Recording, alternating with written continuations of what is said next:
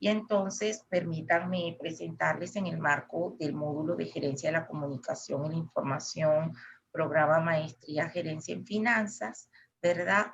A José Millán Sarrión, formador coach experto en innovación y entornos BUCA, consultor de empresa, innovador y empresario industrial, inspirador y comunicador experto en estrategia empresarial y liderazgo, con amplia formación en metodologías didácticas, participativas y habilidades directivas. No sé, doctora Caridad, si usted tiene deseo de participar en el introducto de la sesión, y también el doctor Jorge, antes de darle la palabra al doctor Millán.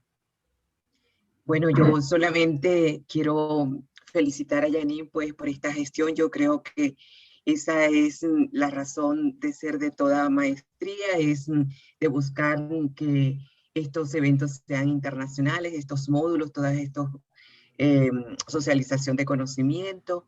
Y bueno, darle las gracias sinceramente al doctor José Millán Sarrión por haber aceptado la invitación que ha hecho la doctora Janine Rincón. Creo que hay interferencia, ¿verdad? No sé, no sé si es mi equipo, pero ya, estamos bien. Bien, así que muchísimas gracias, perdón, voy a poner la cámara, ¿verdad? Bueno, muchísimas gracias entonces, José Millán Sarrión, por haber aceptado la invitación de la doctora Janine Rincón. A todos los participantes, bueno, les digo que aprovechen todos estos conocimientos que nos va a proporcionar el doctor Millán, porque esta es una metodología que sabemos que está impulsándose, que se está promoviendo mucho en las empresas, y que, bueno, son una herramienta de calidad para que nosotros podamos también ya estamos pues incursionando en empresas, en instituciones, y podemos entonces aplicarlas para obtener buenos resultados. Éxitos, y que la socialización del conocimiento pues sea muy productiva. Así que muchísimas gracias y bienvenido, doctor José Millán Sarrión.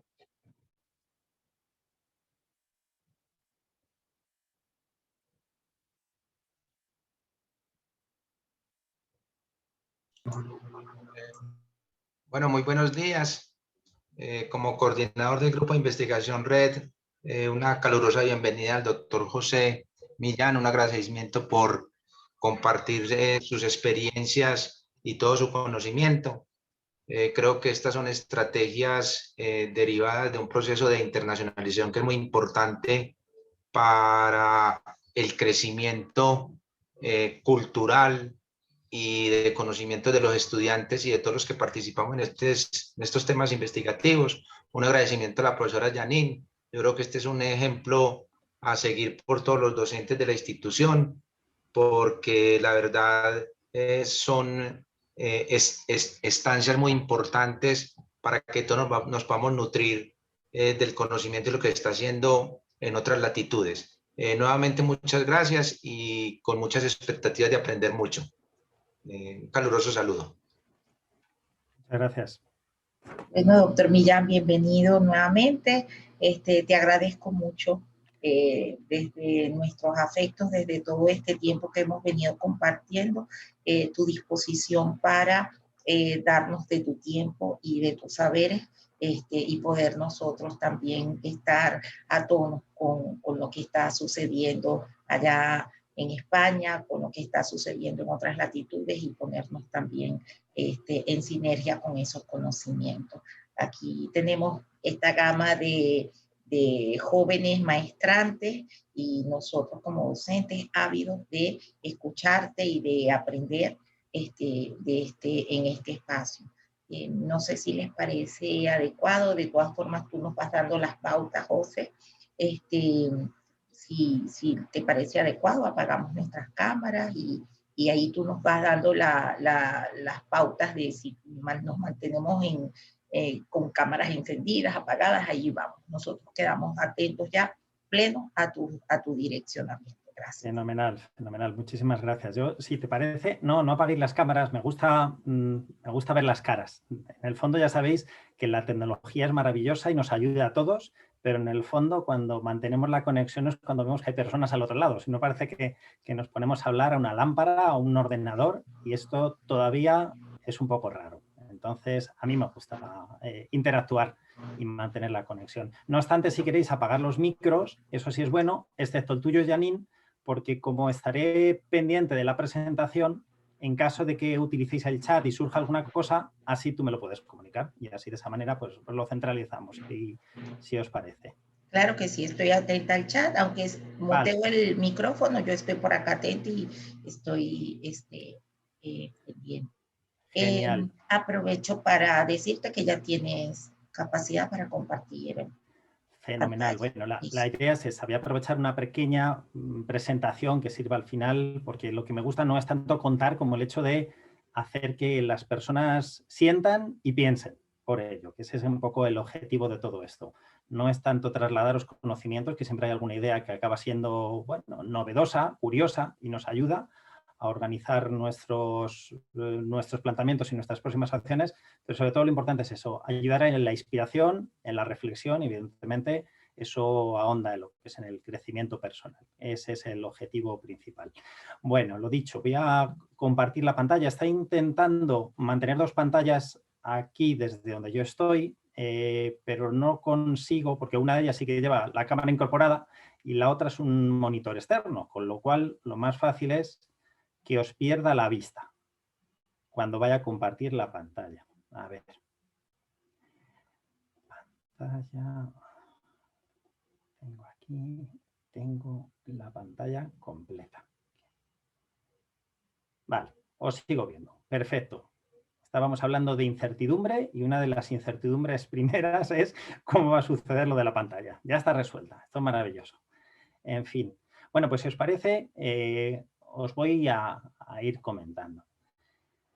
Morir o evolucionar. Así es como he titulado la charla de este rato, en donde una vez que os lo cuente, al final habrá un espacio para preguntas, para interactuar, que es cómo se va a producir lo que es el enriquecimiento de todo esto. Decía, son claves para crecer en tiempos de incertidumbre. Bueno, José Millán. ¿Quién es José Millán? Yo soy consultor, coach, empresario industrial durante 20 años. De hecho, aunque ya hace pues casi 10 que terminé con la empresa, una empresa familiar industrial en la cual pues estuve desde los 23 años hasta los 43, 44, casi 20 años después, debido también a circunstancias familiares. Falleció mi padre, me hizo cargo de un pequeño negocio y estuvo creciendo una empresa industrial familiar de en torno a unas 50 personas, con clientes de grandes multinacionales y con un entorno de complejidad suficientemente amplio. A partir de ese momento lo que hago es desarrollar una labor de formación en el mundo, sobre todo de la consultoría, de la estrategia, del liderazgo, de los equipos, todas esas cosas que había vivido como experiencia propia, acabo llevándola a otro punto y es el hecho de voy a investigar por qué me ha pasado todo esto que me ha pasado y como tal, bueno, pues vamos a tratar de que a los demás no les ocurra. Y te lleva a entrar en un mundo en el cual conoces a fondo los seres humanos, te maravillas con ellos y, bueno, en el punto ese es en el que estamos. Actualmente soy el CEO de una consultora de innovación estratégica, de liderazgo y desarrollo de gestión del cambio de las organizaciones, Harmony, y además pues me convertí en experto en coaching, inteligencia emocional, programación neurolingüística, además de certificarme en determinadas dinámicas como firewalking, lo que eran dinámicas de alto impacto para ayudar a romper creencias limitantes, muchas veces pisando fuegos a 500 grados o rompiendo flechas. Y además también lo que hice fue formación en coaching con caballos. También soy facilitador de coaching con caballos, lo cual da unas ventajas tremendas en entornos en los cuales hay que desarrollar habilidades de liderazgo y de trabajo con equipos. En fin, al margen de lo que es la presentación, en donde sobre todo lo que me considero es, bueno, padre de 2 hijos maravillosos y un explorador de la prosperidad y la armonía en el mundo de los negocios. En el fondo me gusta mucho más esta última definición. En fin, para comenzar, ¿cuál es el verdadero propósito de la vida? Cuando estamos hablando de claves dentro del mundo de la incertidumbre, la primera pregunta que yo siempre me hago es ¿cuál es ese verdadero propósito que existe? Y para mí es crecer. ¿Crecer de qué modo? El crecimiento es una constante que nos acompaña durante toda nuestra existencia, evidentemente, pero crecer es cambiar. Y cuando estamos hablando de crecer, diríamos que es evolucionar en un entorno incierto que va a favorecer el desarrollo de mis mejores capacidades. Si todo fuera sencillo, no podría desarrollar absolutamente nada y me quedaría evidentemente casi como estoy, nada más que todo sería un poco más grande. En este caso lo que requiero evidentemente sí que es la adaptación al medio. El crecimiento siempre se va a producir evidentemente a nivel físico y eso lo sabemos. A medida que vamos alimentándonos, pues nuestros cuerpos, las plantas, los animales, pues van cambiando y se van haciendo más grandes, hasta un punto en que cuando ya tenemos suficientes años, evidentemente que también se deterioran. También tenemos un crecimiento mental. Una de las cosas maravillosas que hace la educación es eso, cultivar ese desarrollo. Satisfacer no solo la curiosidad, sino permitirnos aprender cosas que después vamos a poder poner en práctica para nuestro beneficio, para el beneficio de los demás y evidentemente para el beneficio de la humanidad completa. El crecimiento también va a ser emocional y es algo absolutamente necesario. Necesitamos sentir emociones que nos den pistas de qué es lo que está sucediendo. Es la manera de conectar con el mundo exterior. Si no es a través de las emociones, no sabemos qué es lo que está pasando fuera. Y como último crecimiento para mí, y es esencial porque lo recoge a todos, es ese crecimiento espiritual. Llamémosle espiritual, energético de muchas maneras. En el fondo yo no voy por una cuestión religiosa. Estoy hablando del desarrollo del ser humano, del alma humana, que nos dice que cuando hemos satisfecho todas nuestras necesidades físicas, mentales, emocionales, joder, me falta algo más. ¿Qué será? Ahí es donde yo quiero llegar. Cuando conseguimos esa conexión, el resto de los planos se alinean. Mientras tanto, hay un vacío y, bueno, pues muchos de los cometidos que tenemos, incluso dentro de lo que es mi organización, es ayudar a las personas al desarrollo de los 4 planos. En algunos somos menos especialistas, a nivel físico podemos hacer lo que podemos hacer, en el mental, en el emocional mucho más, y en el espiritual también lo intentamos. Pero al final es el logro que alcanza a cada persona cuando la indagación y esa búsqueda permanente les lleva a ¡guau! Lo encontré. En fin, llegamos a nuestro querido, y lo entrecomillo bien, coronavirus. Terrible, terrible. El año pasado aparece el coronavirus en nuestras vidas y de pronto los planes que teníamos todos satisfechos, organizados, lanzados, se van al traste.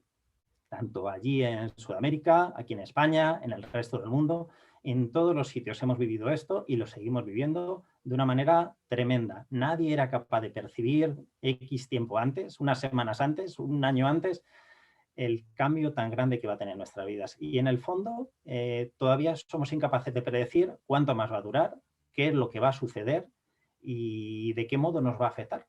Así que lo que hacemos es eso, seguir creciendo, pero adaptándonos en cada momento. Este entorno que tenemos de incertidumbre es una de las maneras de llamar, evidentemente, a este entorno que se llama VUCA, con unas consecuencias terribles que tiene. Además de la salud física, evidentemente, ha tenido también lo que son unas consecuencias mentales, nos hace tener preocupación, miedo, traumas, inventarnos historias, hacer películas enormes de historias que nunca van a suceder, otras evidentemente sí que desgraciadamente ocurren, traumas emocionales, estamos despegados, no nos permiten tocarnos, no nos permiten abrazarnos, no podemos tener contacto físico, parece que lo vamos a solucionar todo con el mundo digital, la digitalización. Ya todas las empresas que no están digitalizadas parece que viven en la Edad Media. Bueno, evidentemente que es una herramienta imprescindible, pero no todo se resuelve a nivel digital y hay que cuidar mucho el desarrollo emocional porque está muy, muy, muy deteriorado. Y después, evidentemente, unas consecuencias de conducta tremendas. Lo que nos ha hecho es, bueno, comportarnos de un modo diferente. Y eso afecta a los negocios, afecta a las familias, afecta a las personas, a los estados, afecta a todo. Nuestra manera ya de relacionarnos y de comportarnos ha cambiado una barbaridad. Bueno, esto, como digo, es un escenario VUCA. ¿De dónde viene VUCA? Que eso es importante.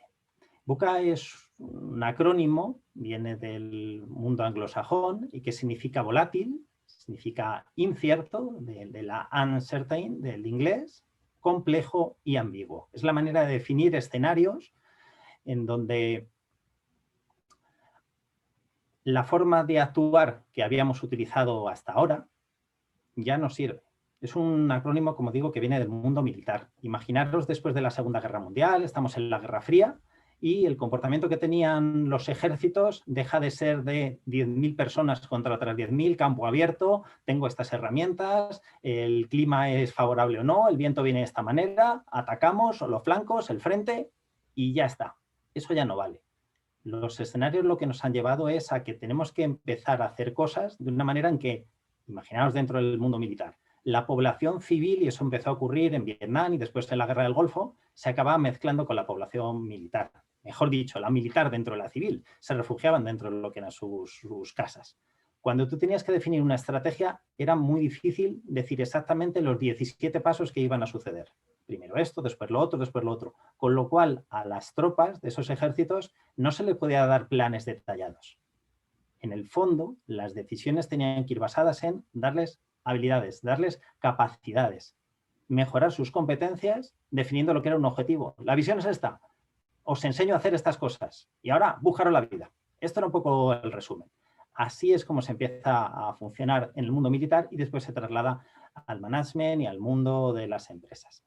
En fin, ¿por qué se define sobre todo lo que es VUCA? Y es algo que tiene muchísimo peso. De hecho, creo que para mí es una de las cosas que más nos afectan. La incertidumbre. No sabemos qué es lo que va a pasar. Y eso es terrible, porque nuestra mente racional continuamente su misión le lleva a establecer planes y establecer escenarios donde pueda hacer comportamientos. Imaginaros que la mente, que su misión, como digo, es esa, es tratar de acortar los espacios y el ahorro energético. Esa es una de las misiones de la mente. Cada mañana, si no funcionase así, tendríamos que aprender a ponernos de pie. Tendríamos que aprender a ir al baño, tendríamos que aprender a beber un vaso de leche. Bueno, su misión evidentemente es ser eficiente y por eso cada vez que hay un entorno de incertidumbre, lo que trata es de eliminar esa incertidumbre. ¿Para qué? Para ahorrar energía. Esa es fundamentalmente su misión, entre otras muchas cosas. Es un poco porque comprendamos por qué se produce ese conflicto entre emociones, entre nuestros pensamientos y nos hace estar en un estado evidentemente incómodos. Bueno, ¿qué es lo que ocurre cuando uno está en plena incertidumbre? Cuando uno está en plena incertidumbre, cuando está en ese entorno en el cual se siente atrapado, lo que hace es sobrevivir. Pero lo que no hace es crear. Quiero que me entendáis. Cuando alguien dentro de una empresa, en una organización, se preocupa de que los resultados no funcionan, de que las personas están desenfocadas, de que no se consiguen nuevos hitos, de que vamos a que nos atiendan incluso en el ayuntamiento o en una tienda y parece que nos responden mal, es porque el modo en que están esas personas es en plena supervivencia. Y entonces no se produce lo que es una transacción. No estamos en modo creación. Cuando yo voy al zoológico, con mis hijos, hace muchos años que no voy, pero sí salgo a la naturaleza a menudo, y observo a través de esos barrotes una pareja de gorilas y veo que, bueno, pues que no interactúan y que son incapaces, evidentemente, de crear, de procrear, es porque los animales se encuentran incómodos. No se sienten seguros, no se sienten tranquilos. Imaginaros que estuvierais vosotros dentro de esa jaula a través de los barrotes y todo el mundo estuviera mirando. Evidentemente, esto sería algo que nadie haría. ¿Qué quiero decir con eso? Para entrar en un modo de creación, para entrar en un punto en el cual se produzcan nuevos avances en las empresas, en las familias, en las personas, en los negocios, hay que transitar este escenario y hay que hacerlo de una manera diferente. Y eso es un poco lo que os voy a contar. Lo primero que tenemos que hacer ante un entorno de incertidumbre es observar. Lo primero, siempre. Tengo que comprender el entorno. ¿Qué narices está pasando? Y comprender el entorno significa muchas cosas. Comprender no es solo mirar. Comprender es, tengo que observar. Eso me lleva a una fase de análisis, me lleva a una fase de comparación, de establecer una serie de hipótesis. Bueno, y eso me lleva a la vez a que se despierten unas emociones dentro de mí. Eso hay que también saber gestionarlo. Observar significa eso, comprender fuera, pero también comprender dentro. Y una cosa que para mí es muy importante y no lo están haciendo en muchísimos sitios, ya sea empresas o ya sea incluso los propios estados, al margen de lo que son las personas. Comprender lo que viene. Un ejemplo muy sencillo que me gusta de vez en cuando contar es, imaginaros que la luz del sol tarda en llegar a la Tierra 8 minutos. Es decir, cuando miramos ahora mismo por la ventana, yo lo hago aquí desde Madrid y es el mismo sol que os alumbra a vosotros en Colombia, aunque unas horas antes. Ese sol, esos rayos son los que salieron desde hace 8 minutos. Es decir, si se produjera una llamarada solar, lo que ocurriría es que yo tendría 8 minutos para poder actuar, para ponerme protección, para meterme debajo de un techado, para hacer lo que fuera. Pero tengo 8 minutos. Si yo solo estoy pendiente de lo que llega y no tengo en cuenta ese diferencial, lo más fácil, evidentemente, es que me abrase. De ahí está en que cuando estamos hablando de observar para comprender el entorno, yo insisto mucho, observar lo que ocurre afuera, vuestros colaboradores, vuestra competencia, vuestros compañeros, vuestra familia, vuestra ciudad, vuestro estado, lo que sea. Observar lo que está ocurriendo dentro de vosotros mismos. De qué manera estáis reaccionando ante esos acontecimientos. Me produce miedo, me produce inquietud, me genera alegría, no sé, me despierta la esperanza. Y después, por otro lado, observar lo que se viene. Ahí es fundamental disponer de observatorios. Tener personas especializadas que estén mirando qué es lo que está sucediendo. Hoy en día, gracias a Internet, todos tenemos acceso a fuentes de información de lo que está ocurriendo en el otro extremo del planeta de manera inmediata. Es maravilloso. Aprovechémoslo.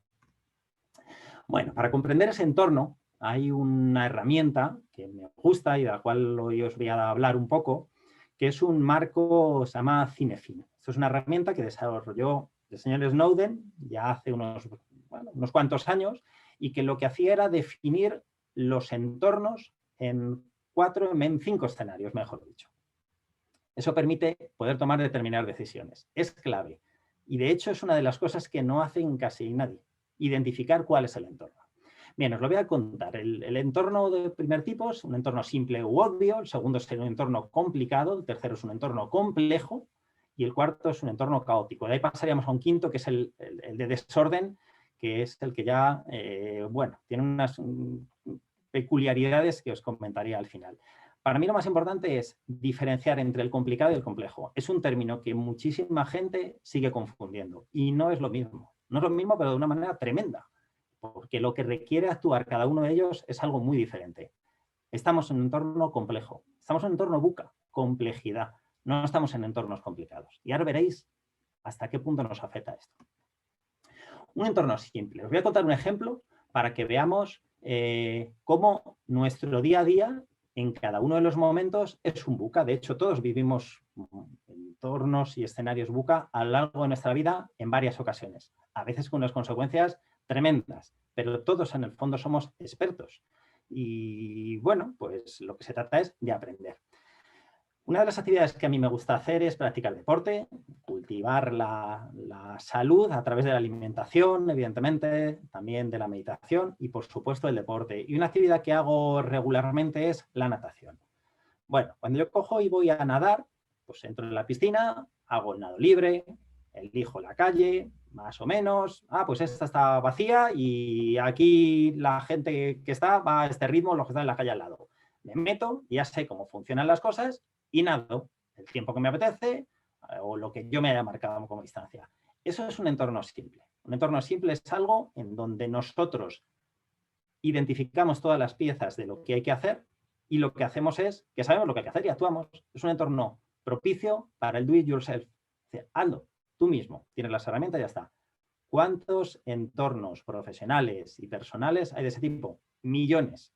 Y en condiciones normales, cuando los escenarios no son como los de ahora, esa es la tendencia a la que llevamos todo, porque eso sí que nos aporta tranquilidad, pero no es lo que está sucediendo. Evoluciona lo que es el entorno hacia otro que es complicado.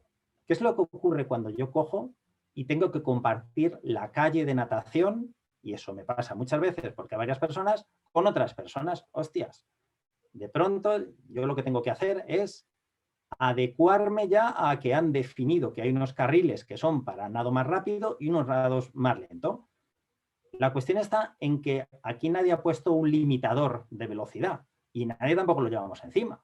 Entonces, más o menos entendemos si mi nivel es medio, es lento o es rápido, dónde me puedo acoplar. Pero lo que ocurre es que al haber más personas tengo que compartir la calle. Y cuando yo voy, me tengo que empezar a adecuar. ¿Cómo regulo yo toda esa serie de cosas? Bueno, para eso hay una serie de personas que son los expertos, que son los que ponen las normas y los que dicen, no, mejor aquí o mejor allá, o cambia de carril o lo que sea. Es decir, en entornos complicados, de nuevo sabemos el problema que hay, pero nosotros no estamos capacitados para resolverlos por nosotros mismos, sino que necesitamos una ayuda externa. Entonces es un entorno propicio para el mundo de los expertos. Tengo una necesidad de firmar un documento legal para hacer una transacción con Nueva Zelanda, pero yo no sé nada de las leyes de Nueva Zelanda. Pues necesito un experto legal en Nueva Zelanda. O se me ha roto el vehículo. Y al final sí, ha hecho una avería y se me ha roto el carburador, pero no soy mecánico. Bueno, pues tengo que buscar un mecánico de coches. Esos son los expertos. Entonces, en entornos complicados, el problema lo tenemos identificado, pero lo que necesitamos son expertos. Sigo evolucionando y me voy a un entorno de complejidad, que eso es lo que nos está sucediendo en buena medida hoy en día a todos.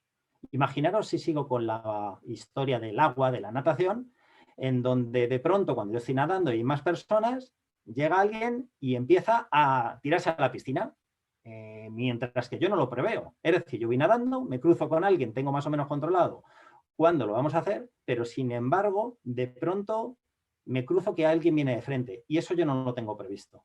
Evidentemente lo que me genera es inquietud, me hace estar en alarma, estar incómodo, estar en tensión. Es decir, se produce una manera de reaccionar en mí emocionalmente que condiciona incluso hasta el punto de a lo mejor me salgo de la piscina y me voy para casa. ¿Por qué? Pues porque ya no lo estoy disfrutando. Bueno, esa lucha, esa manera de resolverlo te lleva a ser capaz de sacrificar tus objetivos por el hecho de que las condiciones han cambiado y porque empiezan a suceder cosas que ya no las tienes previstas. Ni siquiera llegan los expertos y están regulando.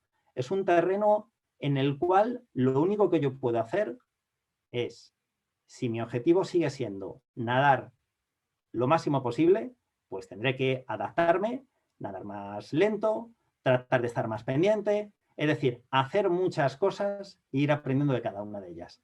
Como digo, es muy difícil establecer ya planes a medio o largo plazo. En el fondo, los entornos complejos, lo único que nos dicen es, olvídense de los expertos, hagan muchas cosas, estén muy pendientes de la carretera. Si subimos una carretera de montaña y hubiera niebla, es imposible que vayamos en quinta o en sexta velocidad y a 140 por hora, porque nos vamos a salir de la carretera. Lo que tenemos que hacer es en velocidades cortas, ir cambiando, ir muy pendiente y de vez en cuando se produce lo que es un cruce, ni siquiera tomar la decisión de avanzar por la carretera que esté más despejada, porque a lo mejor esa no es la que yo quiero ir. Lo que sí tenemos que ir pendientes es lo mismo, del navegador, del copiloto, es decir, ir muy pendientes e ir haciendo muchas cosas. De cada una de ellas nos va a ir dando una información. Esa es la clave para avanzar en entornos complejos. Paso al último punto. ¿Y cuál es? El entorno caótico. Imaginémonos, y sigo con la piscina, que cuando yo estoy ya nadando y va llegando cada vez más gente, de pronto empiezan a caerme personas encima de mí. ¿Qué es lo que está ocurriendo? Eso ya es tremendo. ¿Por qué? Porque me hunden, porque tengo esa sensación de que me ahogo. Es decir, ya no controlo qué es lo que está sucediendo. Ya ni siquiera me vale a que siga nadando de una manera más lenta, me adecuo de un modo u otro. Ya lo que quiero es sobrevivir. Es decir, ante un entorno caótico, que es cuando empiezan a ocurrir cosas que no controlamos de ningún modo, la única ley que funciona es el sálvese quien pueda. Imaginaros lo que es, desgraciadamente, un atentado terrorista en una estación de tren, como pasa aquí en España hace muchísimo tiempo. Las personas lo único que quieren es correr. Correr. Te abrazas a tus seres queridos y corres, te refugias. Ahí ya no hay normas. Entonces, es terrible. Ante los entornos caóticos, lo más importante es tratar de pararlos.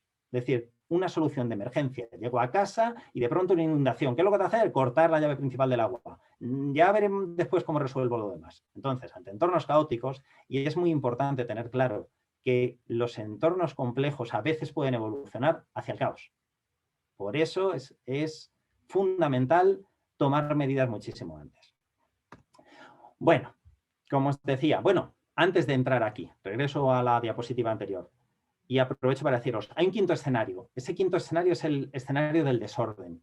Cuando ocurre un desorden, en el fondo lo único que podemos es como si yo estuviera debajo del agua, pero en vez de ser consciente de que me han hundido, es que me despierto dentro de un barril y estuviera dentro del agua. Y yo no sé lo que está sucediendo, no sé dónde estoy, no sé qué es lo que ha ocurrido, no sé quién me ataca. Lo que necesito cuanto antes es salir de ahí, tomar conciencia de dónde estoy, qué es lo que está sucediendo. Estoy en un entorno simple, caótico, estoy en un entorno complejo, estoy en un entorno complicado. Da igual, necesito referencias. Entonces, ante el desorden, rápidamente actuemos, evolucionemos hacia uno de los otros.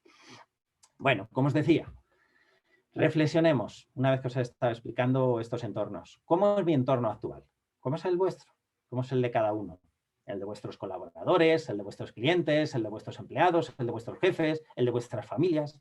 ¿Cómo es nuestro entorno? Porque cuando estamos hablando aquí de complejidad, cuando hablamos de esa incertidumbre, a veces nos olvidamos de que no se nos está ocurriendo solamente a nosotros, sino que esa situación le está ocurriendo a la mayoría de las personas, a todas las personas. Y como tal, todas esas personas se ven afectadas. Antes os ponía la diapositiva del gorila. El gorila no se reproduce porque yo soy una amenaza para él. En el fondo, uno de los objetivos está en que dejemos todas las personas de ser amenazas para los demás. Los demás no me pueden percibir como una amenaza. Y para eso, evidentemente, mi comportamiento tiene que ser el adecuado. No puedo esgrimir que lo suyo es menos importante que lo mío, porque entonces se va a producir lo que es una lucha, una disputa y las consecuencias, evidentemente, que sí que van a ser terribles. Aquí en España está ocurriendo, me imagino que también allí en Colombia, que a raíz del COVID se produce una crisis económica tremenda, lo cual lleva a entrar en una oleada de regulación de empleo temporal que al cabo de unos meses pues desembocará en una oleada de despidos tremenda. Algunas de las personas con las cuales yo hablo, al frente del Departamento de Recursos Humanos, en dirección, incluso propietarios de algunas compañías, les insisto, mientras que las personas que estén dentro de una organización vean que el que está a su lado es una amenaza para su propia supervivencia, no van a estar pendientes de procrear, no van a estar pendientes de generar el negocio de una manera más fácil. Entonces, tomar medidas que vayan encaminadas, evidentemente, a que desaparezca esa amenaza. Pero ya la decisión es, evidentemente, de cada cual. Bueno, ¿cuál es la clave, como os decía antes, para salir con éxito de esa situación de incertidumbre, ese problema que tenemos? Identificar el entorno. Lo decía antes. Los simples son soluciones basadas en el do it yourself. Utilizar prácticas conocidas y sencillas. Si compro un huevo Kinder, pues sé que lo abro y me viene un juguetito dentro del huevo de chocolate, que son 3 piezas y un mapa. Pues ya lo único que tengo que hacer es juntar la A con la B y ya está. Soy capaz de hacerlo yo mismo y me produce alegría. De hecho, un montón de negocios funcionan cuando yo me descargo lo que es una aplicación y directamente a través del móvil soy capaz de comprar algo. Así funcionan muchos negocios. Generamos contenido que lo podemos descargar en una plataforma las 24 horas. No me hace falta nadie. Yo sé qué es lo que tengo que hacer y lo consumo según mi voluntad. Eso es maravilloso, pero son entornos simples. Ahora ya no más. Los entornos complicados. Aquí es un terreno, como decía antes, propicio para los expertos. El problema lo identificamos, pero sin embargo no podemos resolverlo por nuestros medios. Con lo cual, cuando evolucionan los problemas hacia ahí, lo mejor es convertirse en un experto. Pero estamos en ese punto. Sinceramente, no siempre. Y ahora avanzamos al otro punto, al de la complejidad. No vale lo sabido hasta ahora. Y vamos aprendiendo mientras vamos avanzando. Lo que os decía de la carretera, no sé cuál es la siguiente curva.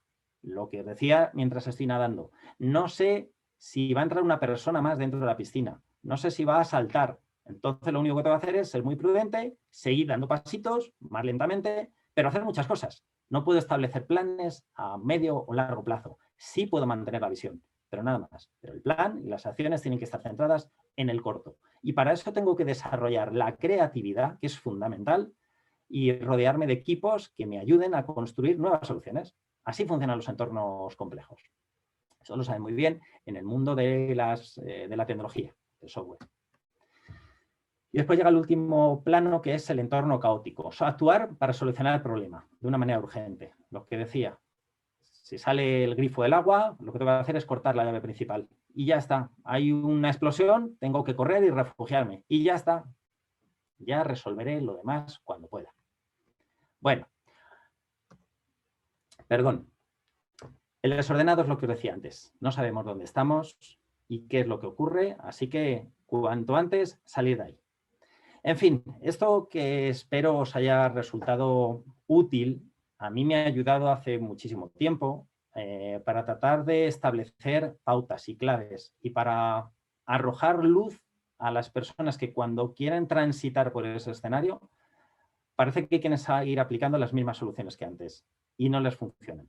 Por eso les digo observa el entorno. ¿Dónde estás? Cuando ya lo entienden, cuando ya entienden en el que están los demás, empiezan a actuar de una manera evidentemente mejor intencionada y con mejores resultados. Bueno, ese entorno VUCA que os decía, que es volátil, que es incierto, que es complejo y que es ambiguo, ¿cómo se resuelve? Pues un entorno que es volátil, lo que nos pide siempre es agilidad. Yo lo que necesito, si una oferta en bolsa, en mercados financieros, va a durar X segundos, es actuar rápidamente y ser capaz además de moverme, tener cintura, flexibilidad. Es decir, tengo que ser capaz de tomar decisiones no a 3 meses o a 6 meses o a 20 años. Tengo que ser capaz de tomar decisiones ya. Por eso es muy importante desarrollar habilidades que ayudan a las personas a eso, a ser más ágiles. Cuando un entorno es incierto, ¿qué es lo que tenemos que desarrollar? La inteligencia emocional. Es lo que os decía antes. Las reacciones que yo tengo ante algo que me produce miedo me tienen que permitir primero identificar qué es lo que me está sucediendo. Segundo, además, ser capaz de pensar, ¿vale? Eso es una información útil que ahora la tengo que utilizar para ser más prudente, para tener curiosidad, para hacer algo. Es decir, la inteligencia emocional siempre funciona en 4 pasos. El primero es percibir qué es lo que está sucediendo, qué emoción es la que está sucediendo, por qué es lo que siento yo ante esto. La segunda es aprender a regular, como si fuera un termostato, que lo que hacemos es intensificar, bajar o subir. Cuando soy capaz de identificar lo que me ocurre, soy capaz de evitar esas situaciones que me producen malestar.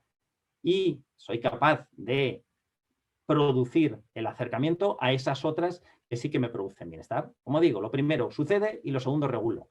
Después llega el tercer paso de la inteligencia emocional. Y ese sí que es el escenario en el cual tengo que empezar a desarrollar la empatía. Es decir, no solo lo que me pasa a mí, sino qué es lo que les pasa a los demás. Los demás también les pasan emociones. Por eso os decía antes, ante el entorno de incertidumbre, no es solamente que yo reaccione de determinada manera, sino que yo soy parte de la amenaza externa de esas otras personas. Y mientras que no sea consciente de todo ello, voy a ser incapaz de llegar al último punto que es clave, que es regular esas relaciones con los demás. Y cuando consiga regularlas, entonces es cuando poder empezar a desarrollar la influencia, la comunicación persuasiva y evidentemente lo que es el liderazgo. Mientras que no sepa que a los demás les pasan cosas, lo único que voy a hacer es manipular. Y eso, como bien sabéis los que sois expertos en comunicación, no es lo que pretendemos ni muchísimo menos. Bueno, ante la parte de complejidad es fundamental de nuevo la creatividad. Lo decía antes, un escenario que es complejo lo que requiere es muchas soluciones. No importa que sean aparentemente buenas, malas o tengan poco recorrido, da igual, ya llegará el momento en que las filtremos. Una de las herramientas que yo utilizo en los talleres con las empresas, en programas formativos, es el Design Thinking, además de las metodologías ágiles. Y en una primera etapa lo que nos ayuda siempre en un proceso de Design Thinking es hay que generar ideas. Además de comprender evidentemente lo que es el entorno. Pero cuando estamos hablando de la etapa de crear, hay que crear ideas sin filtro. Todas las que puedas. Ya nos encargaremos después de clasificarlas y de establecer lo que es su viabilidad. Si cuando lo que queremos es encontrar soluciones a estos escenarios, nos centramos desde el momento número 1 entre es viable o no lo es caro, es costoso o es laborioso, entonces no van a funcionar. Dejemos que fluya.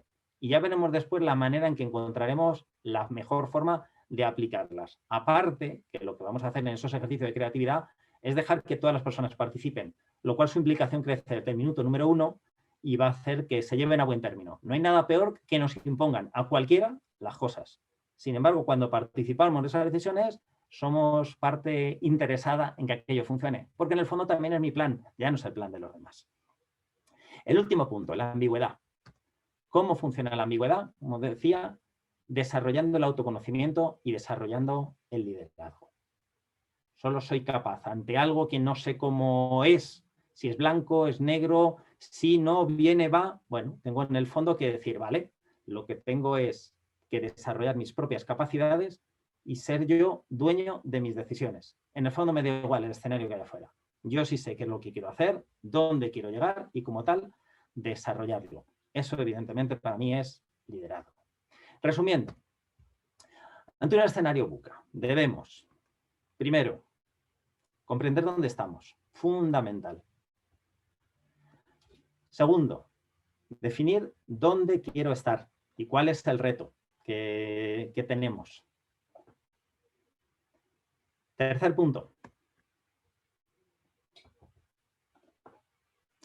Actuar como un explorador y observar. Lo que antes les decía, tengo que observar dentro, lo que me sucede, tengo que observar fuera y tengo que observar lo que decía antes, el sol, las tendencias. Tener en cuenta esos 8 minutos, por eso lo he reflejado así.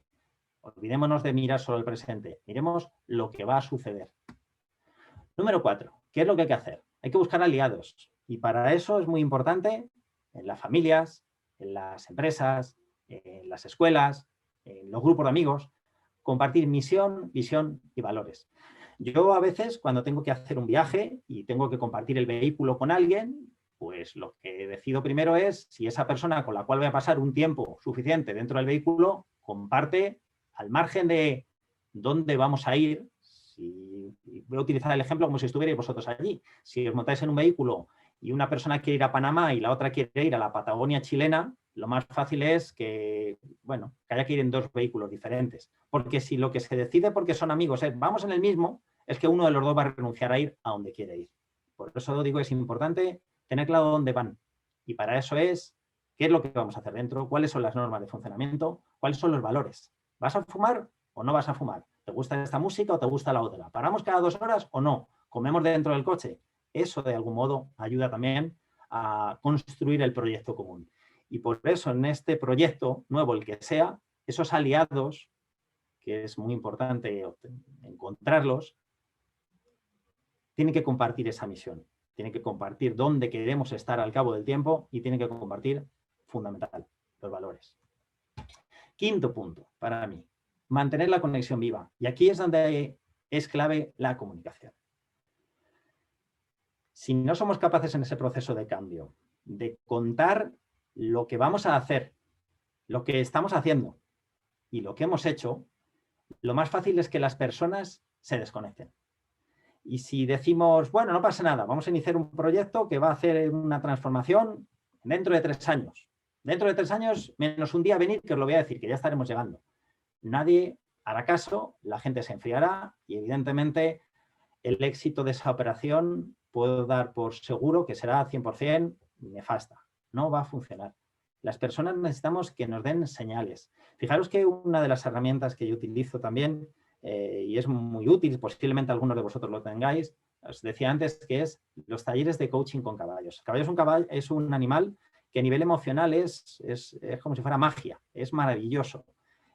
Vamos a decir, su pauta cardíaca se acopla y tiene una influencia tan grande a una distancia en torno a los 10, 12, 15 metros, a diferencia de nosotros, que cuando perdemos el contacto con las personas más allá de 2 metros, es muy difícil que podamos tener influencia, vamos a decir, sobre ellas. Con un caballo sucede al cabo de 10, 12, 15 metros.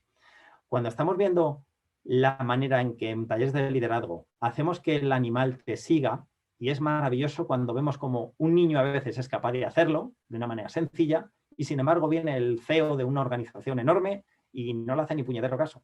Eso sí que demuestra las cualidades reales de liderazgo que se tienen. Si la gente te sigue, ¿por qué la pagas? O si la gente te sigue, pues porque confía en ti. Entonces, sed vosotros mismos. Honestidad, evidentemente, humildad, confianza y contar las cosas. Decir quiénes sois, no tengáis miedo a ser vulnerable. Somos todos seres humanos y eso es maravilloso. Mantener la conexión viva. Punto número 6, celebrar los éxitos. También es fundamental. Si no celebramos las cosas buenas que nos suceden, bueno, el resto de las personas dirán, entonces, ¿qué sentido tenía todo esto? Así que celebrémoslo por los demás y también por nosotros mismos. Eso nos tiene que motivar para la llegada de los siguientes pasos. Y como último punto, donde llego empezaba la charla, esta sesión, con un título que se llamaba Morir o evolucionar. A mí me gusta haberlo convertido únicamente en un proceso de cambio. morir para evolucionar. En el fondo todos estamos asistiendo al final de algo que no sabemos muy bien qué es. No nos tiene que dar miedo, porque tenemos que entender lo que forma parte de eso que decía al principio, de nuestro crecimiento, y que como tal alegrémonos, confiemos y bueno, aquí estamos. Muchísimas gracias a todos por vuestra asistencia. Os voy a dejar turno para lo que queréis comentar, preguntar. Yo encantado, una vez más, de esta oportunidad, por contaros estas cosas, por compartir conocimiento, por compartir experiencias al otro lado del Atlántico, dentro de una comunidad iberoamericana de 500 millones de personas que manejamos una misma lengua y raíces comunes. Y en ese sentido, muchísimas gracias, Janine, muchísimas gracias a todos los participantes y a quien ha facilitado a través de la universidad que se haga este encuentro. Voy a dejar de compartir pantalla y paso a vuestras preguntas. Muchísimas gracias de nuevo. Muchísimas gracias, José, por la oportunidad que nos brindas de escuchar, ¿verdad?, estas pautas en este tópico tan importante de los escenarios VUCA, desde esa mirada de crecer para evolucionar. Quisiera saludar a la doctora Yudeira Batista, que también se ha incorporado con nosotros. Y pues los invito y los animo a todos a abrir sus cámaras y, por supuesto, a dar paso a la socialización con total libertad a nuestros invitados y a nuestros maestrantes, a preguntar, opinar, interactuar en función de tantos tópicos interesantes que nos ha planteado José Millán en esta dinámica. Quedamos muy atentos todos, pueden abrir sus micrófonos con libertad, si tienen que, si alguien está en el uso de la palabra y quieren ir levantando la mano, adelante. Ustedes saben que es un proceso, como usualmente digo en clase, nos vamos autoorganizando para hacer uso de la palabra. Así es. Bueno, quiero felicitar de nuevo al doctor José Millán. Yo es la segunda oportunidad que lo escucho. Doctor Millán, creo que una fue un evento de Alinín. Entonces allí pues pudimos tener ese placer de escuchar sobre estos planteamientos. E incluso quiero también, ustedes se preguntarán quién es Yudeira Batista. Yudeira Batista es una investigadora, una doctora, incluso fue una de las primeras que empezó a hablar sobre complejidad, incertidumbre, el paradigma de la complejidad. Y bueno, casualmente coincidimos en una reunión que teníamos porque estamos conjuntamente realizando un proyecto. Entonces ella es una de las promotoras pues de esta teoría, y entonces por eso le dije que si quería participar con nosotros, bueno, y gustosamente entonces formó parte pues de este auditorio. Bien, bueno, no sé, abierta a que se inicie entonces el ciclo de preguntas y respuestas.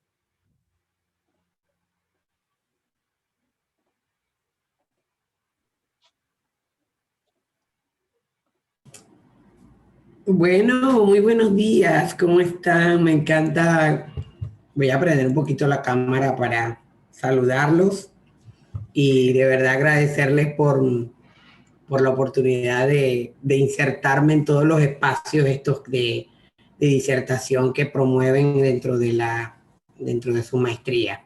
Y bueno, agradecido a los participantes por estar. Bueno, José, de verdad yo también te he seguido, te he referenciado en mis investigaciones y bueno, tendría más que bueno, obviamente felicitarte porque estar en estos, entender y comprender estas tendencias, pues no ha sido fácil. Yo ando en este trajín desde hace mucho tiempo y desde Morín te imaginas de hacerles entender a la gente, bueno, que el tema de la armonía, del equilibrio, bueno, ese tema de las emociones, pues no es tan sencillo. Ahorita les recomiendo, ahorita ando trabajando un tema sobre las posverdades emocionales. Y allí va mi mi pregunta o mi comentario, José. Si bien es cierto, uno generalmente le induce a la gente que, bueno, que esté en sí mismo, que tenga confianza en sí mismo, que el tema de la seguridad está más relacionado con el entorno y que, cuando te hablas de inseguridad, pues no se trata de ti, se trata de algo que no puedes controlar.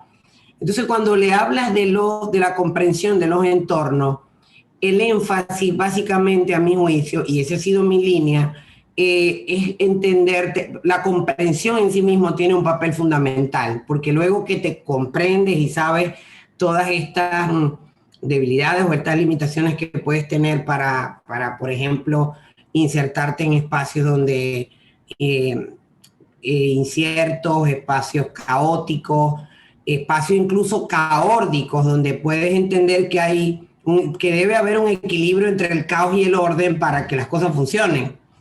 ¿Qué otra técnica pudiéramos nosotros utilizar de esas que conoces dentro de tu experiencia en la empresa que esté vinculada al desarrollo propio del ser para poder comprender el entorno?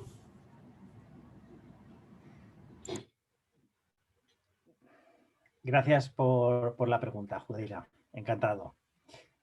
Yo te diría igual que a casi todo el mundo. Lo primero que se trata es de saber qué es lo que me pasa, es reconocer las propias emociones. Y uno de los problemas que tienen las personas es que tienen miedo, que tienen vergüenza a reconocer que tienen miedo. Es algo aparentemente muy simple, pero es algo común. Entonces, el hecho de estar en un entorno en el cual podemos compartir con otras personas, que lo que les genera inquietud a nosotros también, nos hace sentirnos más humanos, nos hace acercarnos a ellas y no tener esa sensación de que somos bichos raros. Es una de las peores cosas. Entonces, lo mejor siempre es, vale, me está sucediendo que esto me produce inquietud, pues no pasa nada. Lo que tengo que hacer es contarlo con las demás personas y entenderlo como un acto natural. El miedo no es una emoción negativa. Y yo eso también insisto mucho a las personas. Las emociones básicas son 6. En este caso, el miedo no se puede calificar como negativa. Es una emoción. Es una emoción que nos aporta información. Si no tuviéramos miedo, seríamos capaces de meter la mano en un nido de serpientes. Eso es lo que les ocurre a los bebés. Lo metes cuando están en la India y dicen, pero si es que no tienen miedo a eso. A lo único que tienen miedo es a algo mucho más simple y es a caer. Si un bebé lo tienes en brazos y lo dejas caer al vacío, ¡guau!, entonces chilla. Pero si tú a un bebé le pones una serpiente al lado, no va a chillar, no sabe qué es. Sin embargo, nuestro modelo de creencia nos ha llevado a pensar en que una serpiente es una amenaza. Y es cierto que en muchos de los momentos lo es, claro que sí. Pero lo que quiero decir es que la manera de gestionar la incertidumbre es entender que lo que nos sucede es natural y no debemos sentirnos mal porque nos sucedan esas cosas. A partir de ahí es empezar a entender. Y una de las cosas que sugiero a la gente es que haga ese diario emocional. Es que se observe a sí mismo, lo que antes hablaba de la observación, la externa y también la interna. Te coges un cuaderno y todas las mañanas coges el hábito de apuntar qué es cómo te sientes.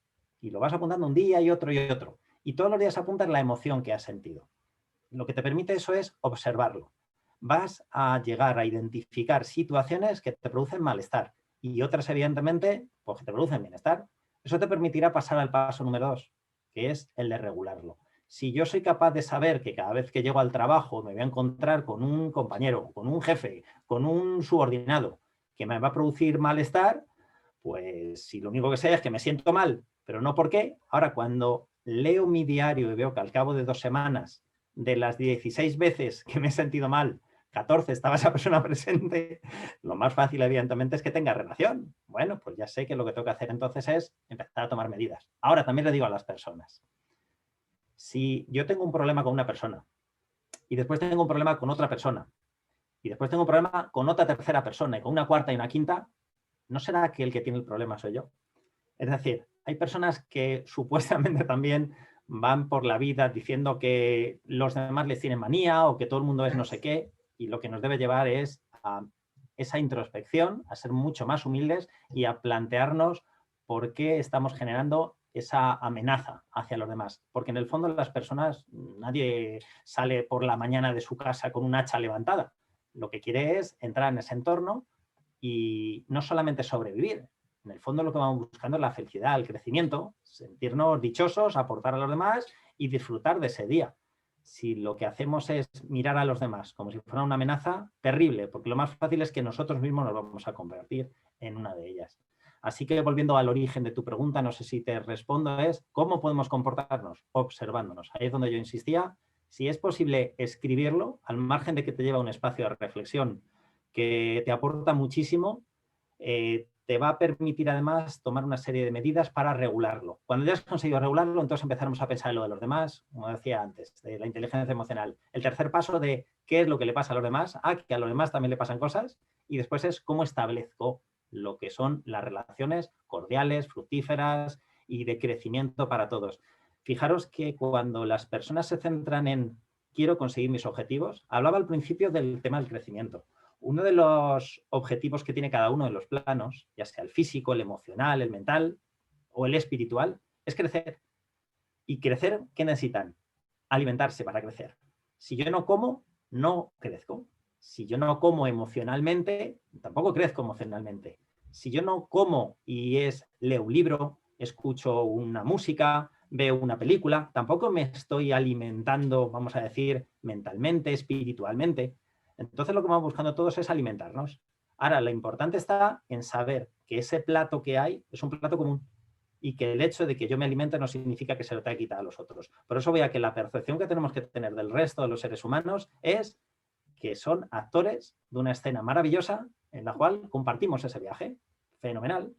Si somos capaces de verlos así, posiblemente dejen ellos de percibirnos como una amenaza, porque nuestro nivel, vamos a decir, de ataque, de agresividad, va a disminuir. Fijaros que una dinámica que yo utilizo a veces en algunos talleres, hoy no había tiempo para hacerla, sino a mí sí que me gustaría, es invitar a las personas a hacer una especie como de visualización, de meditación.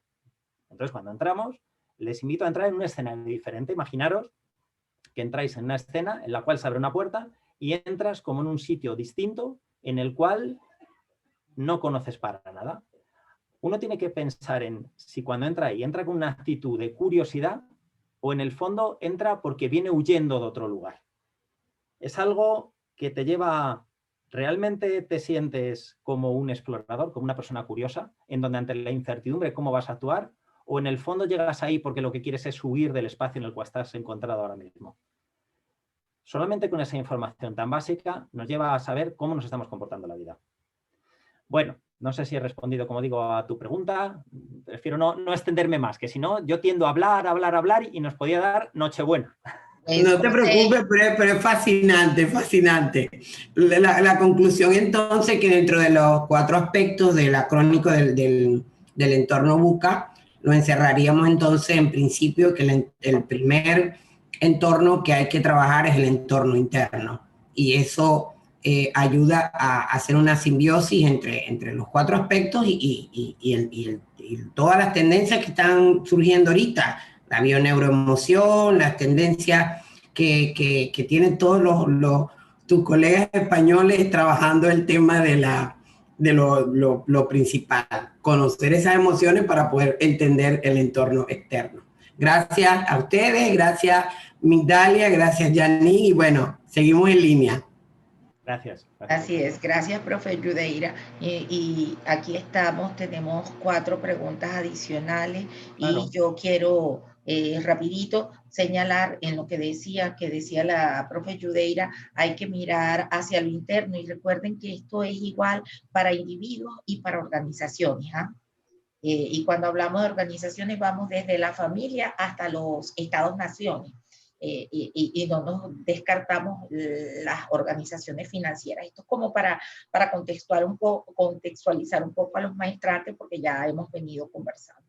Entonces tenemos al profesor Jorge Restrepo, Carlos Tapia, Carlos Eduardo y Ángela, que nos tiene una pregunta. A lo mejor puede seguir otra. ¿Cómo estamos de tiempo? Bien, por mí ningún problema. Nada. Entonces avancemos.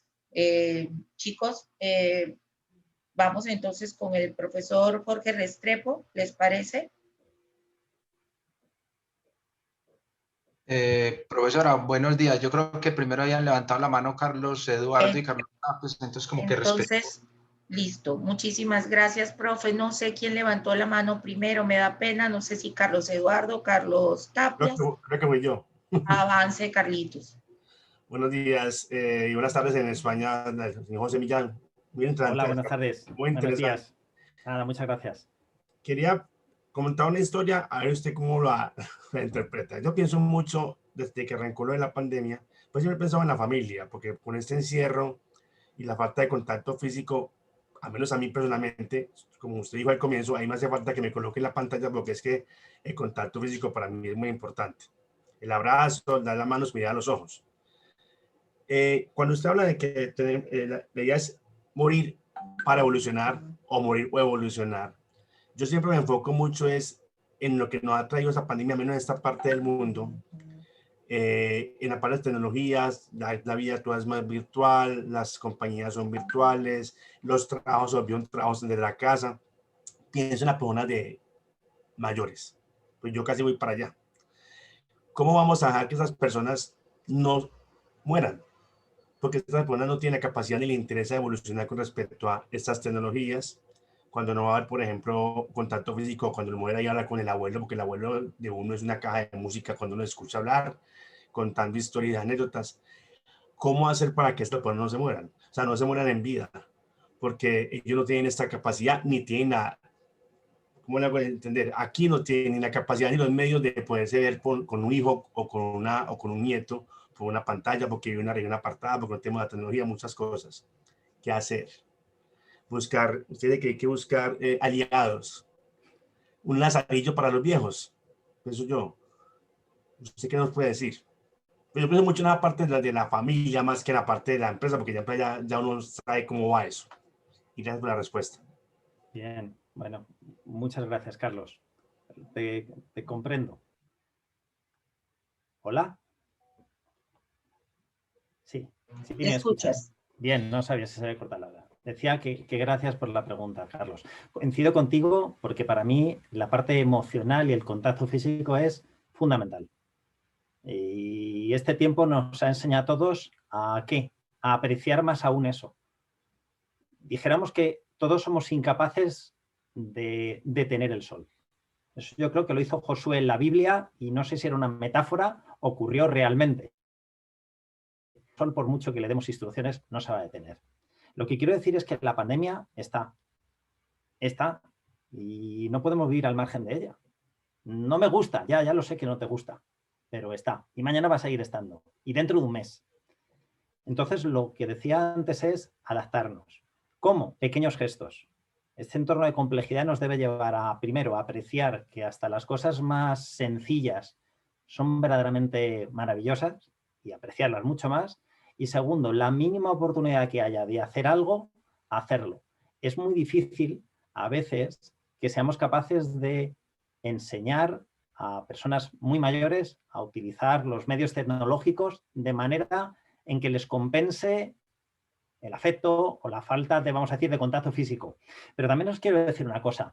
Normalmente, y eso yo también lo estoy experimentando, me imagino que igual que aquí en España, en el resto del mundo, las personas mayores son alucinantemente sabias y han pasado no un buca, han pasado 7.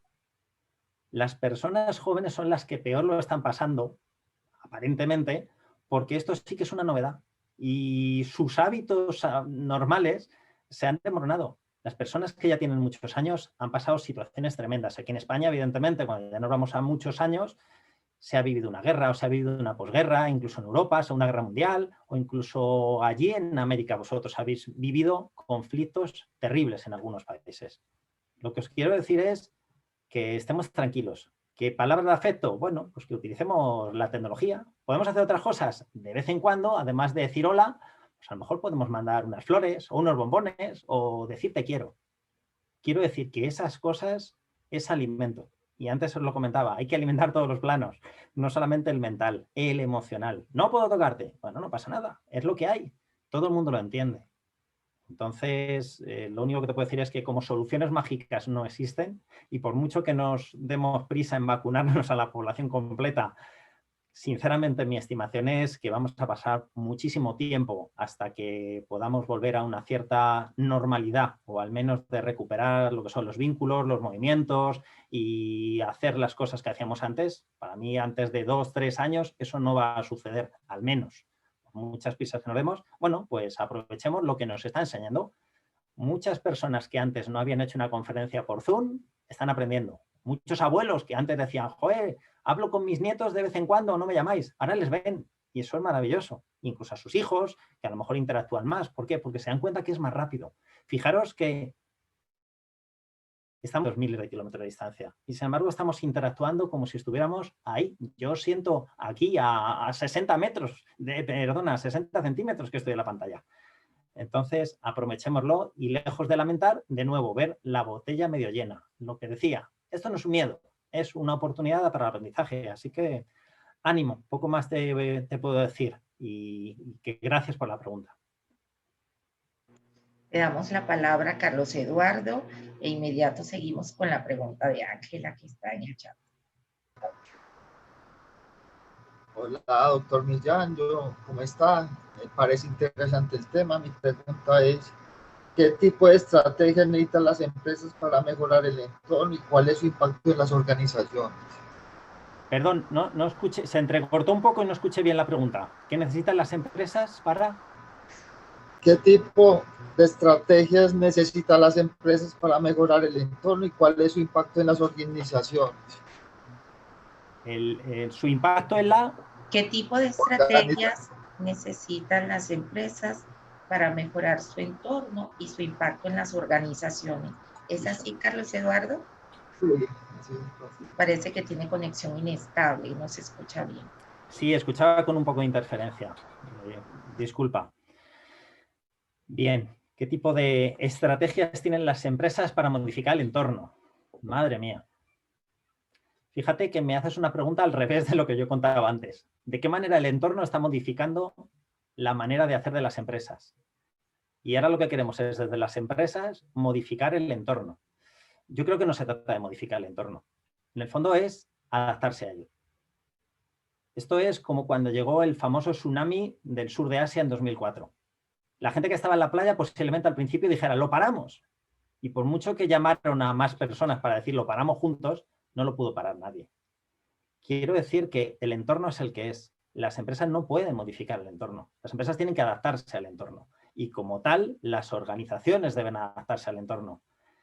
Os decía, hay que rebajar la emoción del miedo. Hay que aportar tranquilidad, confianza, internamente. Ahí es clave la comunicación. Contar a la gente que estamos juntos en esto. Somos un equipo. Hay que tomar una serie de medidas que son duras y que a ninguno nos gustan, pero vamos a salir juntos. Eso hace que se fortalezcan los lazos y se consiga, evidentemente, salir adelante. No de la misma manera, por supuesto, pero se consigue salir adelante. Lo que no se puede es negar lo obvio, no se puede negar la realidad. Lo que hay es lo que hay. Por eso digo que para mí modificar el entorno en el corto plazo no lo podemos hacer. En el largo, por supuesto, si estamos destrozando nuestro planeta, ¿cómo no vamos a modificar el entorno? Ya lo estamos haciendo. Pero también es cierto que se toman iniciativas cuando uno percibe la maravilla de las buenas acciones para preservarlo. Y también se hacen cosas estupendas. Entonces, las empresas lo que deben hacer es adaptarse a lo que hay e ir corrigiendo, pero no tanto en función del entorno, sino el hecho de qué es lo que radica dentro del ser humano. Es decir, qué es lo que hemos aprendido ante una situación de este tipo y qué es lo que nos lleva a decir en mis nuevos objetivos, en mi nueva visión, qué es lo que más valoro. De hecho, desde el punto de vista de la innovación, una de las cosas que nosotros hacemos es siempre el planteamiento con 2 preguntas. Fíjate, son 2 preguntas para mí maravillosas, en donde a veces incluso en grandes organizaciones utilizamos inteligencia artificial colectiva, pero si no se pueden hacer desde un modo más sencillo hasta para uno mismo. Y la primera es, ante una situación de un problema que tenemos, es ¿cuál es para ti el principal problema que tenemos en esta organización? O en esta familia, o en esta comunidad de vecinos, o en este país, lo que sea. Una pregunta abierta te da muchísima información, porque la percepción que tiene cada persona del problema es tan diferente que te va a sorprender. La segunda cuestión, cuando eso serías capaz de clasificarlo con la información, Lo que hacemos evidentemente ya es tratarla para poder trabajar en grupos y para que se empiecen a generar iniciativas. Pero vamos a, si estuviera en tu mano que apareciera mañana un mago, una hada madrina, y te dijera, te concedo un deseo, ¿cuál es la iniciativa que tú llevarías a cabo para tener un mayor impacto y resolver lo que es esto? ¿Qué es lo que harías? Bueno, de nuevo, una pregunta abierta. La gente te cuenta cosas alucinantes, que te sorprenden. Lo único que se trata entonces es, vale, ya tenemos dónde identifico el problema, ya tengo cuál es la solución, y ahora lo único que tengo que hacer ¿qué es? Trazar un hilo, un camino entre esos dos sitios. Y eso se establece con un equipo, que es lo que decía antes. El avanzar uno solo, como cuentan, se llega muy rápido, pero el avanzar lejos sí que requiere lo que es un equipo comprometido. Y para eso, cuando las organizaciones están hablando de generar equipos de alto rendimiento, a mí me hace mucha gracia. Vamos a hacer una formación y en 2 semanas hacemos equipos de alto rendimiento. Bueno, en 2 semanas ni siquiera tienen confianza. ¿Cómo van a crear lo que es un equipo de alto rendimiento? Si son incapaces de sentarse en una sala y hablar de lo que les incomoda de los demás, evitan el conflicto, no se puede avanzar más. Entonces, donde voy es, no tengamos miedo, entendamos cuáles son los deseos de cada persona y después orientemos las acciones de las empresas, que son las que están observando para dónde van esas tendencias y se anticipan. Y entonces presentan soluciones. Acordaros del ejemplo de Ford, cuando lo que decía dentro del punto de vista de la innovación es, si hubiera hecho caso a mis clientes, hubiera construido vamos a decir, un carro con más caballos. O sea, él inventó el automóvil. En el fondo lo que querían es que sus caballos corrieran más deprisa. Él hizo un cambio tremendo y lo que entendió era el problema que tenían, aunque no eran capaces ni siquiera ellos de explicarlo. Pues eso es lo que se está sucediendo aquí. Los seres humanos, las organizaciones, las familias, tenemos problemas. Hay que saber leer más allá, hay que interpretar eso. ¿Y cómo podemos aprender a interpretarlo? Muchas veces en base a la respuesta, a lo que nos digan. ¿Cuál será la solución? Esta. Ahí viene camuflado incluso lo que radica detrás, lo que tú estás haciendo. Quiero que hagan tal cosa. En el fondo no es por lo que significa ese bien material, es por el hecho de la oportunidad o la satisfacción que me produce tenerlo. En fin, paciencia y mucho ánimo a todos, que lo necesitamos. Doctor Restrepo, estamos atentos a su pregunta. Y bueno, muy buenos días, muy interesante la charla. Yo pues como retomando y haciendo un pequeño aporte y después la pregunta, pues me quedo mucho con una estrategia que a mí me ha de alguna manera dado muy buenos resultados y que parafraseando a Covey es lo que usted plantea ahí, afilar el hacha.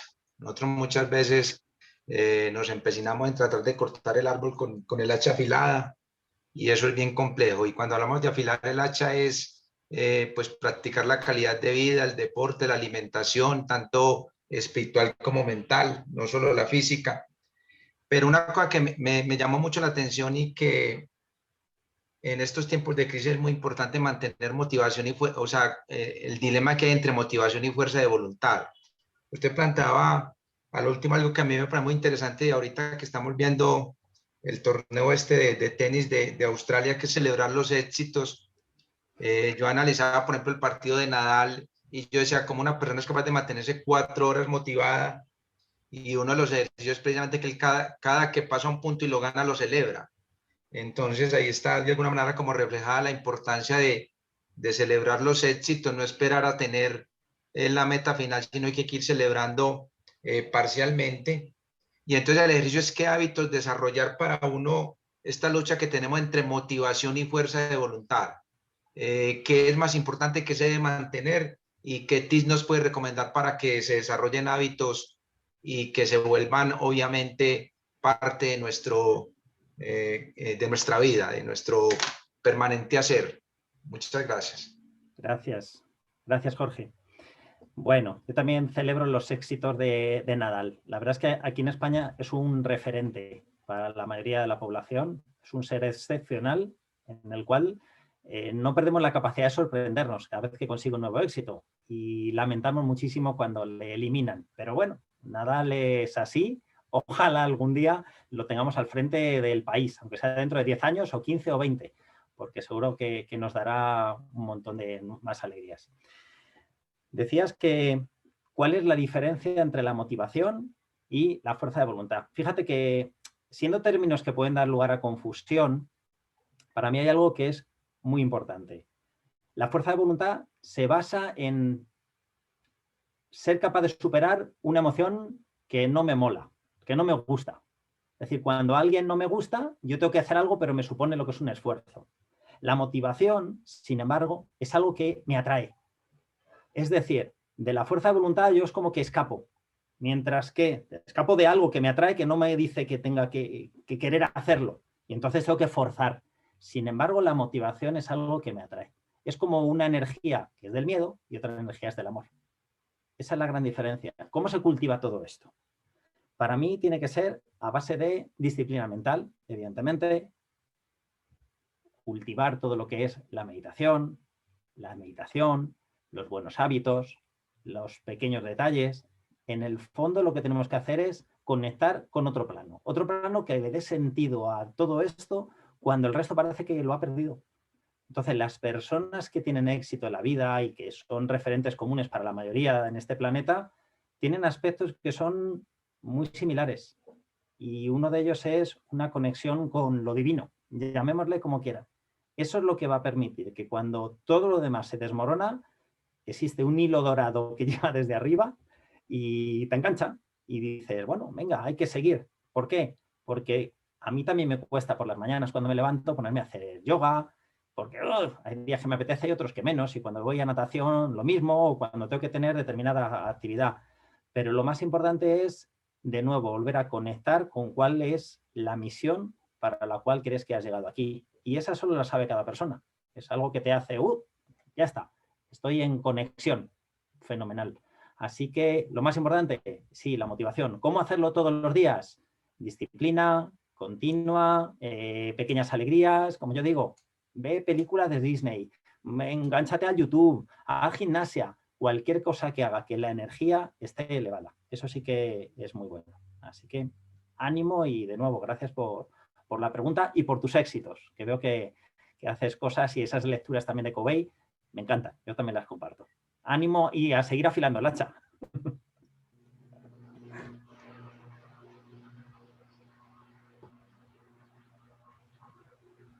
Bueno, hola.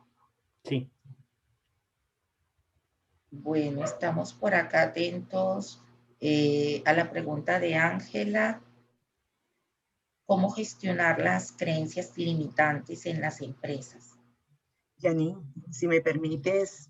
Sí, claro. Sí. Adelante. Disculpe, solamente pues un pequeñito espacio y es para despedirme porque de verdad tengo otra reunión ya pautada para las 11. A las 11 ya son las 11:20 y me están llamando, pero no quería perderme pues esta ponencia, esta disertación del doctor José Millán, que como ya dije pues en otras oportunidades ya he tenido la dicha de escucharlo y me ha gustado muchísimo. Y una vez más, pues nos ha hecho como que nosotros reflexionemos sobre la necesidad de analizar este entorno pues tan volátil, incierto, complejo y ambiguo como ya él lo ha dicho, ¿verdad? Y que incluso como nos dice un poeta francés, el futuro ya no es lo que era el futuro. Entonces tenemos pues que adelantarnos con todas estas estrategias que tenemos pues a nuestra mano y gracias porque muchos teóricos pues cada vez las perfeccionan y no les dan pues muchísimo más sentido.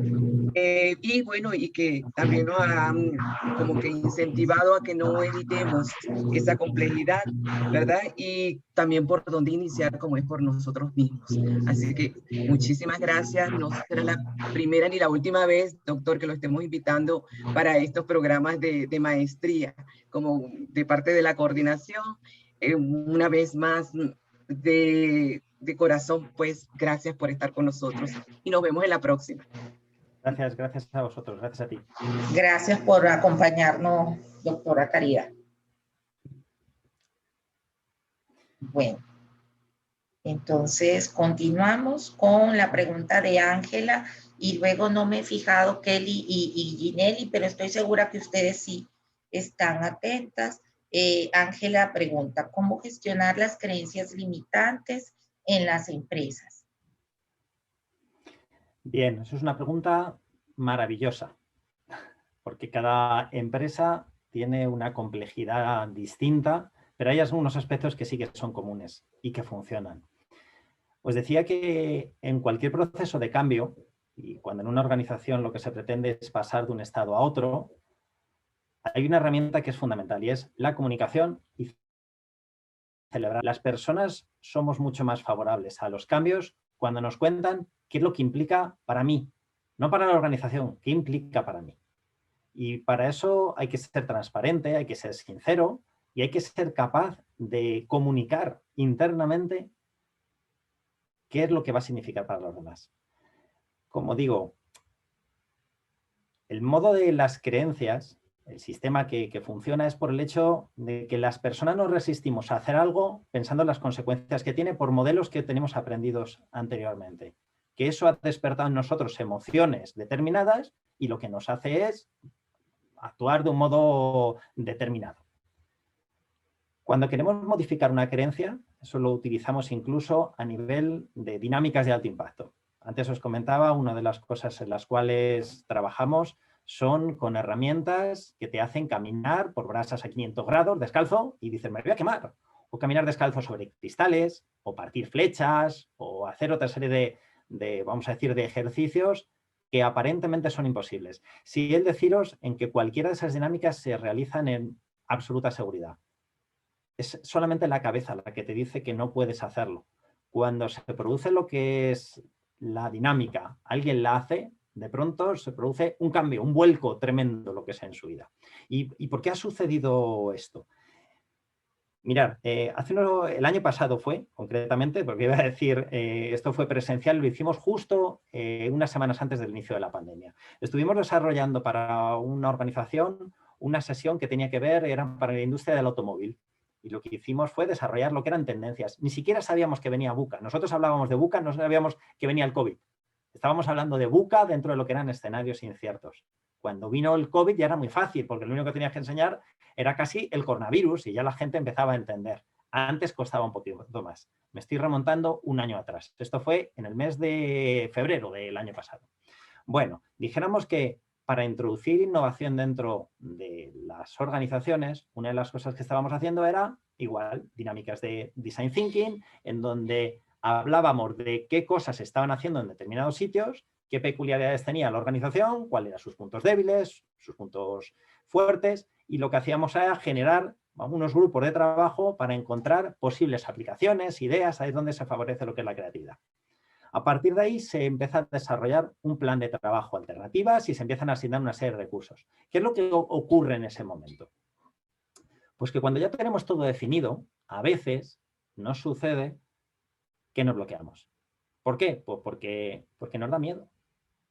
Porque empiezan a emerger una serie de cuestiones que, aunque las teníamos previstas, hasta el momento en que no tenemos que acercarnos a la piscina y decir, sí, ya es lo que tengo que hacer. Pero ahora me voy a tirar al agua y va a estar fría, o tengo vértigo, o me da miedo, lo que sea.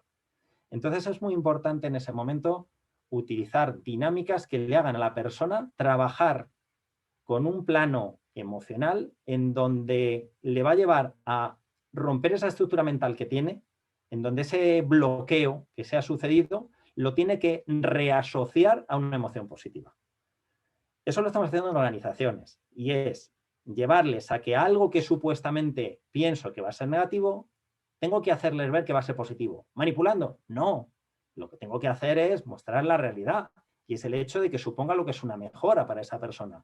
Porque para poderles acompañar en el proceso de cambio de medio y largo plazo, el mantener lo que es esa visión, yo necesito alimentar los éxitos de poco a poco. No puedo decirle a alguien, vamos a hacer esta serie de cambios, en que tú ahora vas a trabajar el doble de horas, vas a cobrar la mitad, vas a trabajar además a intemperie, encima te voy a insultar, pero no te preocupes, que dentro de 10 años vas a estar feliz. Porque lo más fácil es que no se lo crea. Yo tampoco me lo creería. Entonces lo que sí que necesitamos es que si eso pensamos que es verdad y no tiene por qué no serlo, tengo que demostrarle que al cabo de un día de jornada, esas cosas que le he dicho que iban a pasar y que iba a ir en su beneficio, suceden.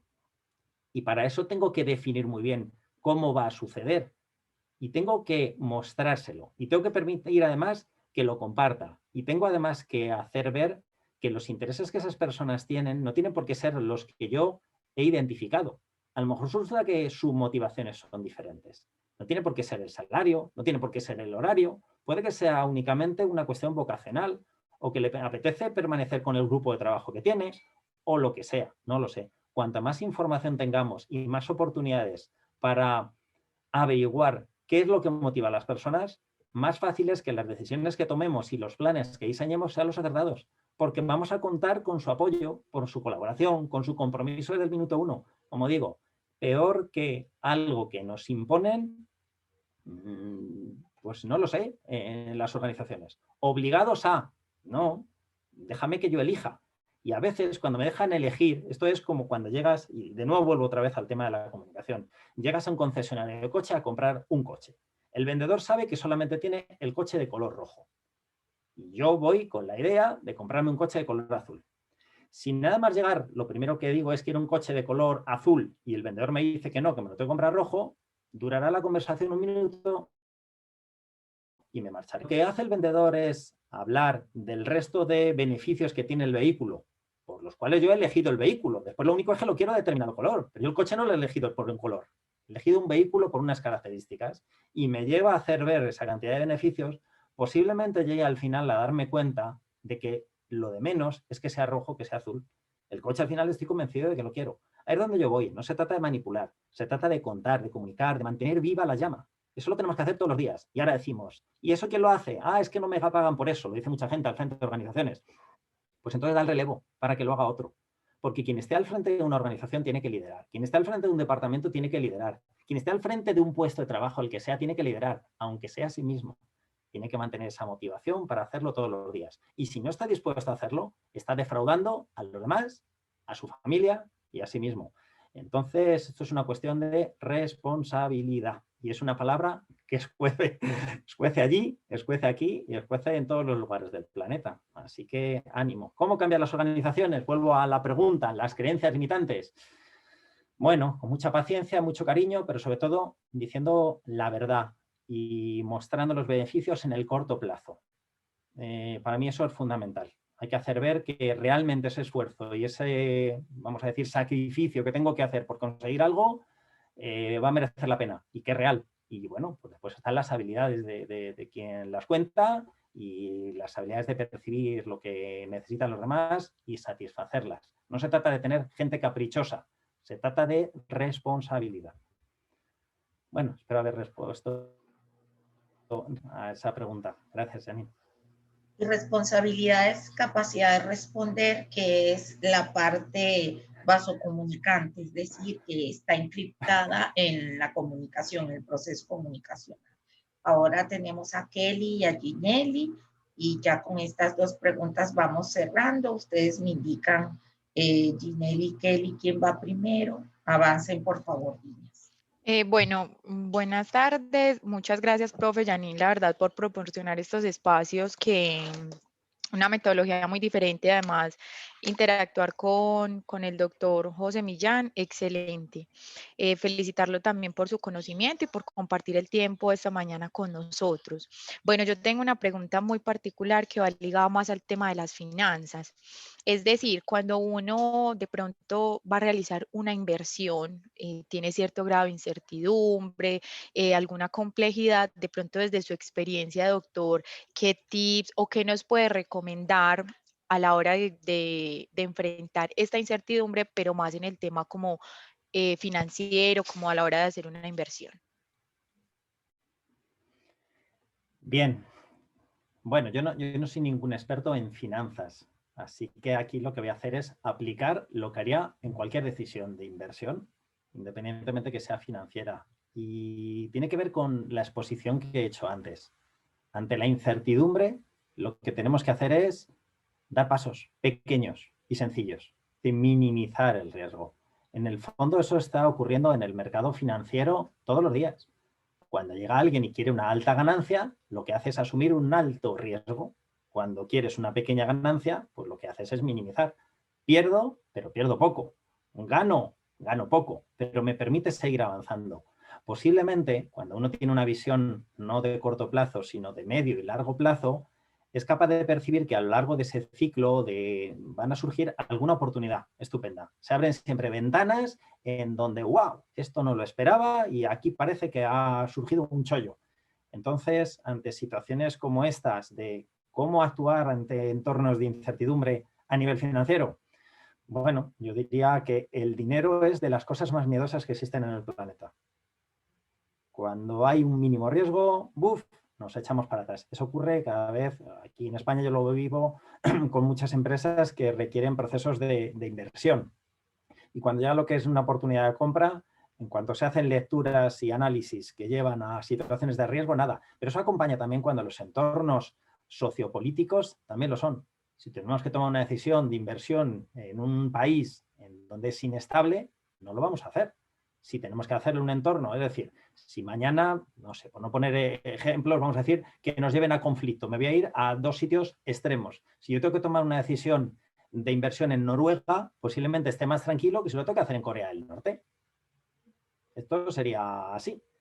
¿Y por qué? Si yo no sé qué es lo que pasa en Noruega, hombre, hay una estabilidad, evidentemente, y hay un bagaje y sé cuál es el comportamiento que tiene esa sociedad. Eso a mí me transmite calma, me transmite confianza, me transmite que soy capaz de interpretar ese entorno, con lo cual la posibilidad de incertidumbre se disminuye. El resto, bueno, no sé si respondo a tu pregunta, pero aquí no hay fórmulas mágicas, no sé si es lo que te quiero decir. Yo haría... Sí, profe, sí, doctor, realmente es como lo que durante toda la mañana nos explicaste en todo el ámbito. Lo que hay que tener es tener la estrategia clara. Y de igual manera en las finanzas, en el tema personal, en el tema laboral, en lo cotidiano, se nos va a presentar complejidad y pues también incertidumbre. Entonces hay que seguir las pautas que nos dijiste, enfrentar pues la situación, identificarla, buscar actores que nos puedan ayudar. Entonces yo creo que va ligado a todos los temas, pero muchísimas gracias. Muchísimas gracias a ti. Una cosa más, esa clave que para mí es esencial es el hecho de que lo que nos sucede no nos pasa a nosotros solos, le pasa a todo el mundo. Eso ayuda muchas veces. No soy un bicho raro, nadie es un bicho raro. Las sensaciones que tenemos sobre esas emociones que nos generan incertidumbre les ocurren a todos. Las dudas. ¿Y qué hacer? Me imagino que te pasará hasta, yo qué sé, hasta en tus relaciones de amigos o en relaciones de pareja. ¿Y qué hago? Le digo, no esto, lo otro. Yo qué sé. A nadie le gusta, evidentemente, que suceda algo que no prevé que va a tener éxito. ¿Para eso qué actuamos? Bueno, pues de manera prudente. Si nos arriesgamos, puede que la ganancia sea enorme, pero también es cierto que pueda ocurrir una pequeña catástrofe. Después, en función de cómo seamos capaces, ¿en base a qué? A nuestra propia resiliencia, el aguantar y el soportar esas situaciones de decepción, pues es lo que nos va a dar madurez. Si no somos capaces de resolverlas de una manera más o menos normal, evidentemente requeriremos lo que es una ayuda. Pero eso también pasa en las organizaciones. Ahí donde yo voy es al tema del equipo. El equipo es los compañeros de viaje. Y este viaje que hacemos todos, tú desde tu juventud, desde tus años, desde tus compañeros, yo evidentemente otras personas desde las nuestras, siempre vamos avanzando este viaje con personas con las cuales compartimos inquietudes, temores, alegrías. Lo importante sobre todo es que no tengamos esa sensación de soledad, porque nos va a permitir llegar mucho más lejos. Y por otro lado, que cada vez que suceda algo, seamos capaces de aprender y evidentemente de afrontar lo siguiente. Mira, hay una clave para mí muy sencilla. El otro día me parece que lo hablaba, no sé si con Janine y con otras personas. Y para las personas que no vienen del mundo del coaching, yo les digo que solamente con estos 3 pasos les va a ayudar a aplicarlo muchas ocasiones en su vida como mejor. Ante cualquier acontecimiento que suceda, paso número 1. ¿Qué es lo que ha sucedido? Yo eso lo utilizo incluso con dinámicas de coaching con caballos. Hacemos un ejercicio, soltamos los caballos, se acerca, se va, uno quiere hacer una cosa, la otra. La primera parte, ante cualquier cosa que ha sucedido. ¿Qué es lo que ha pasado? Es lo primero. El análisis que hace cada persona escribiéndolo es fundamental. Segundo paso. ¿Qué es lo que he aprendido sobre ello? Y es muy diferente a lo que ha sucedido. La interpretación que hacemos sobre lo que ha sucedido casi es como si fuéramos un narrador. Ah, bueno, ha pasado esto. Bueno, pues es alguien que está escribiendo casi un artículo, pero como en tercera persona. Eso es lo que ha sucedido. Lo segundo es qué es lo que he aprendido. Y en el que he aprendido, ahí he empezado a tomar conciencia de una manera en la que a mí me ha hecho un despertar. ¿Qué es lo que he aprendido sobre ello?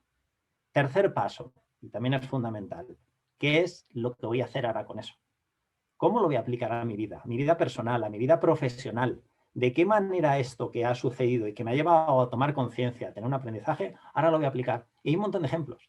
Ya digo que yo este tipo de metáforas que utilizamos en coaching, con caballos y en otro tipo de dinámicas de PNL y de juegos y de muchas cosas, tiene que llevar a las personas a eso, al proceso del despertar, del aprendizaje y de que se produzca una mejora. Yo no soy quien para decir a nadie lo que tiene que hacer. Sería terrible. ¡Qué responsabilidad! Por Dios, no, cada uno tiene la suya.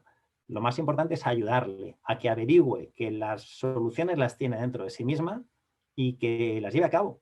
Y que además no tenga miedo de llevarlas a cabo, porque no pasa nada. Si es que esto es maravilloso. Puedes hacer lo que tú quieras, que después siempre tienes posibilidad de corregirlo. Siempre. Mejor dicho, casi siempre. Hay veces que determinadas acciones tienen unas consecuencias terribles. Pero para eso también está la madurez y está, evidentemente, desarrollar unos valores adecuados. No sé si he respondido a tu pregunta. Muchísimas gracias, doctor José Millán. Sí, a ti. Muy bien, entonces vamos con Ginelli. Gracias por la paciencia, Ginelli. No, muchas gracias, profe, por esperarme. Hola, profe, hola, doctor José, ¿cómo vas? Muchas gracias por este espacio tan agradable, de tanto conocimiento y de tantas cosas que nos ayudan a mejorar cada día. Mi pregunta va muy enfocada en el tema de la inteligencia emocional. Yo hablo pues desde mi perspectiva. Nosotras las mujeres somos muy emocionales. Somos muy emocionales y muchas veces nos dejamos llevar de muchas cosas que nos puedan estar pasando. Y es algo con lo que yo pues desde hace mucho rato he venido pues como trabajando, pero me ha sido un poco difícil. Entonces si quisiera como si nos puede o me puedes dar más cosas en las que uno pueda investigar o leer o fortalecer esa inteligencia emocional en la que nos permita pues como aplicarlo en el tema profesional, familiar. Esa es mi pregunta. Gracias, Ginelli. Gracias. Bueno, es cierto que las mujeres sois muy emocionales, pero los hombres también somos muy emocionales. De hecho, todos los seres humanos somos muy emocionales. Lo que ocurre es que las mujeres a veces os dejéis llevar por las emociones de una manera mayor a como nos la llevamos los hombres. ¿Eso es bueno o es malo? Bueno, es diferente. Para mí hay un matiz que conviene siempre tener presente. Cuando estamos hablando de que las emociones nos llegan y a veces nos afectan en demasía, es no por el hecho de que sentimos empatía hacia los demás. Llega un momento en que lo que sentimos es simpatía. Llega una amiga, nos cuenta un problema y yo lo que hago es que me pongo a llorar con ella. ¡Jo, tía! Mira lo que te pasa. Es verdad, mira, pasa esto y lo otro. ¿Le estoy ayudando a mi amiga? No, no lo estoy ayudando. Yo tengo que permanecer de una manera calmada. Por eso digo que cuando estamos hablando de las emociones es muy importante entender que hay que mantener la empatía. Y es el hecho de comprender las emociones que le suceden a los demás. Pero no la simpatía, que sería excedernos y caer hacia ese lado en el cual nos sumergimos con esa persona a compartir lo que le está sucediendo, ni tampoco lo que sería la antipatía, que sería alejarnos a un punto en el que nos están produciendo rechazo. De nuevo volvemos otra vez a la maravillosa inteligencia emocional. Y es el hecho de qué es lo que me está sucediendo a mí, de qué manera regulo todo eso, para que después pueda empezar a compartir, porque puedo comprender lo que les sucede a los demás. ¿Qué es lo que las mujeres deben hacer? Lo mismo que los hombres. Desarrollarse emocionalmente, desarrollar, vamos a decir, de una manera más resiliente lo que está ocurriendo e intentar identificar lo que les pasa ante determinadas situaciones y regularlo. Antes ponía el ejemplo del termostato y es muy bueno. Me está produciendo malestar este recuerdo de tal cosa. Llegamos a lo mejor y nos refugiamos porque de vez en cuando nuestro plano emocional necesita llorar. Y entonces nos ponemos a ver una película que nos trae unos recuerdos tremendos y que no podemos dejar de soltar lágrimas durante media hora. Bueno, pero nos gusta. ¿Por qué? Pues porque nos gusta. ¡Jo, tía! Voy a llorar un montón. Aquí yo lo noto a veces con gente más joven, amigos incluso de mis hijos o lo que sea. Es muy importante identificar lo que nos pasa. Vuelvo otra vez al tema del diario emocional. Hay un montón de ejercicios. Si pusieras dentro de Google herramientas para gestión emocional, habría muchos ejercicios. Lo digo por una cuestión de falta de tiempo. Pero identificar lo que nos pasa, una herramienta que es básica es esa, es tener un diario emocional. Acostúmbrate todos los días, a la misma hora, a escribir cómo te sientes. No estamos hablando de lo que ha sucedido, estamos hablando de las emociones, de esas cosas que están afectando. Y verás cómo al cabo de una semana, de 2 semanas, si consigues hacerlo, te va a aportar una información muy útil. Después ya el siguiente paso es empezar a regularlo, evitar esas situaciones, evitar esas personas, o a lo mejor resulta únicamente es tratar de verlas desde el punto de ¿qué es lo que me está enseñando esta relación? Lo que decía antes, que ha sucedido, y es que cuando me acerco a tal persona lloro, o me siento mal, o me genera ansiedad. ¿Qué es lo que me está enseñando esta situación? Y ahí es donde hay que buscar en el interior. El tercer paso es, ¿qué es lo que voy a hacer a partir de ahora? Bueno, pues la voy a tratar como que esta persona me está ayudando a descubrir un problema que está latente en mí. No, normalmente las personas que nos generan mayor animadversión es porque son maestros de vida. Nos están enseñando cosas tremendas que nos negamos a revelar. Pero bueno, eso es un proceso, como digo, individual, laborioso y que tengan mucha paciencia. Hay una cosa que para mí es esencial y es quererse a uno mismo. No hay nada mejor que quererse. Si nos pusiéramos delante del espejo todos los días y empezáramos a decirnos un montón de cosas de qué guapa estás, cuánto te quiero, buenos días, ánimo, cuánto vales, qué bien eso que hiciste, eres una persona maravillosa, no te puedes imaginar los beneficios que eso tendría. Normalmente llegamos y decimos, yo eso no me lo creo, ¿vale? Entonces le digo, vamos a hacer lo contrario. Ponte delante del espejo todas las mañanas y durante 5 minutos dite barbaridades. Eres una porquería, no vales para nada. ¿Cómo crees que te ibas a sentir al cabo de, no sé, 10 minutos solo? He hecho una porquería. De hecho, somos capaces a veces de tolerarnos a nosotros mismos lo que no seríamos capaces de tolerar a nuestros mejores amigos. Pero, sin embargo, nuestra cabeza está siempre dando vueltas al mismo discurso. No vales, no has hecho lo suficiente, esto está mal, mira cómo te comportaste. Somos terribles. ¿Y cómo se combate todo eso? Queriéndonos, queriéndonos. Somos seres únicos y maravillosos que estamos aquí en una vida irrepetible. Y tenemos la oportunidad de hacer un montón de cosas. Cuando seamos capaces de llenar nuestro vaso, podemos llenar las copas de los demás. Mientras tanto, ¿qué queremos hacer? Despreocuparnos de nosotros mismos, no hacer caso a lo que sentimos, tratarnos mal y pretender que vamos a llevar esa felicidad al resto. Eso es una quimera.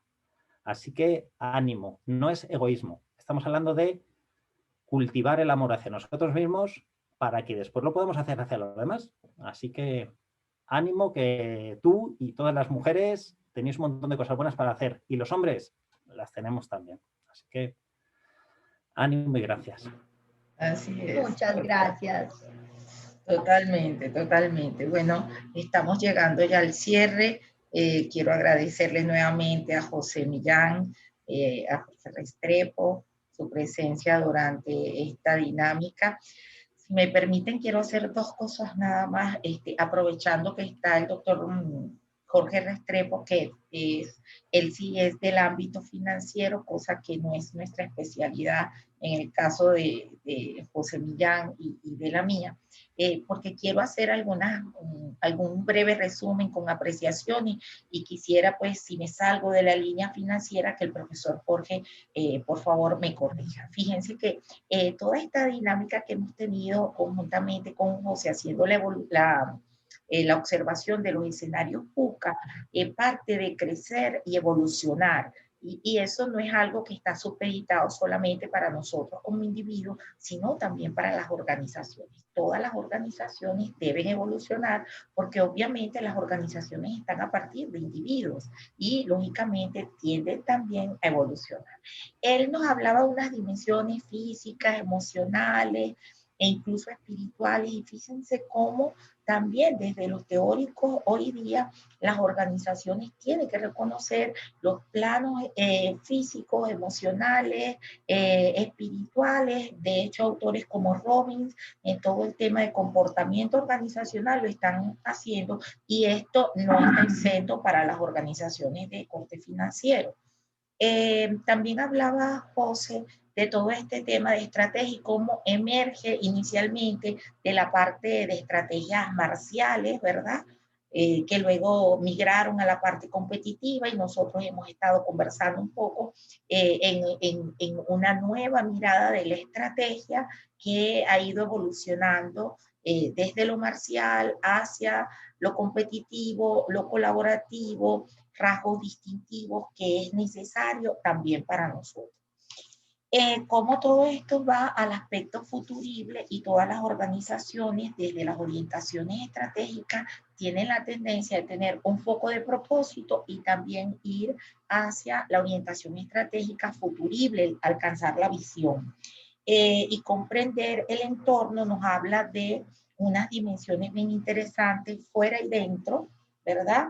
Y lo que se viene, el espacio futurible. Y nosotros también hemos estado compartiendo sobre este aspecto de las dimensiones organizacionales, donde vemos que está la dimensión interna, externa, y también esa orientación estratégica que se da desde el contorno. Luego ya José habla de todos los aspectos que debemos observar, la importancia de la observación, de simple, obvio, complicado, complejo, caótico, desorden. Coincidimos en algunas experiencias que tuvimos previas de hablar sobre la diferencia entre lo complejo y lo complicado, la importancia de que todas las cosas externas sean normadas. Como la volatilidad, según nos señala José, demanda agilidad, la incertidumbre demanda inteligencia emocional, empatía, y de alguna manera también activa la influencia, la persuasión y el liderazgo. Y como la complejidad demanda fluir, ¿verdad? Creatividad e intuición, puse yo por aquí, incluso además de intuición le puse orden y disciplina, porque yo creo mucho en el escenario caótico, es decir, que el caos siempre tiene su correspuesta del orden, y la ambigüedad con conocimiento también, y un poco de liderazgo e intuición. Entonces, ¿por qué estoy hablando todo esto? Porque sin duda la comunicación ha sido un factor que está impactando todas las organizaciones transversalmente, y esta comunicación financiera está apalancando toda la mirada de responsabilidad social, que es lo que ahora veremos a continuación nosotros en nuestro espacio. Y además de esta responsabilidad social, de la capacidad de responsabilidad o capacidad de respuesta que tiene la comunicación para todo el ámbito de lo financiero, marcar la influencia de la comunicación en la sostenibilidad financiera. Es decir, la comunicación es un factor determinante para la sostenibilidad de las empresas en el orden financiero. Y a veces podríamos pensar que es algo que totalmente, es decir, yo no soy comunicador, yo soy financiero, es decir, esto no es conmigo porque yo lo que estudié fue otra cosa, así que el ámbito de la comunicación es para esos profesionales y no para nosotros. Como esas competencias comunicativas son esenciales. Y traté de hacer una pequeña relatoría, cierro con una cosa que me impactó un poco: morir para evolucionar, ¿verdad?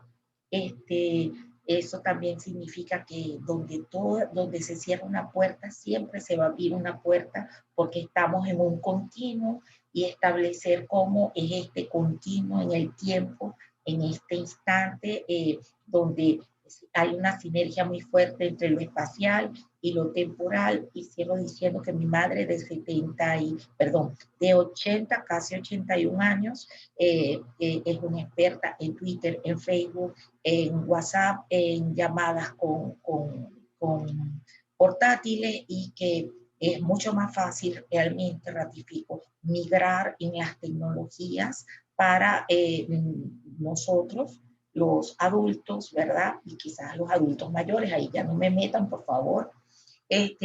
pero es mucho más fácil migrar hacia esas soluciones. Gracias nuevamente, José, gracias, Jorge, por estar con nosotros, y bueno, espero sus palabras para cerrar esta actividad.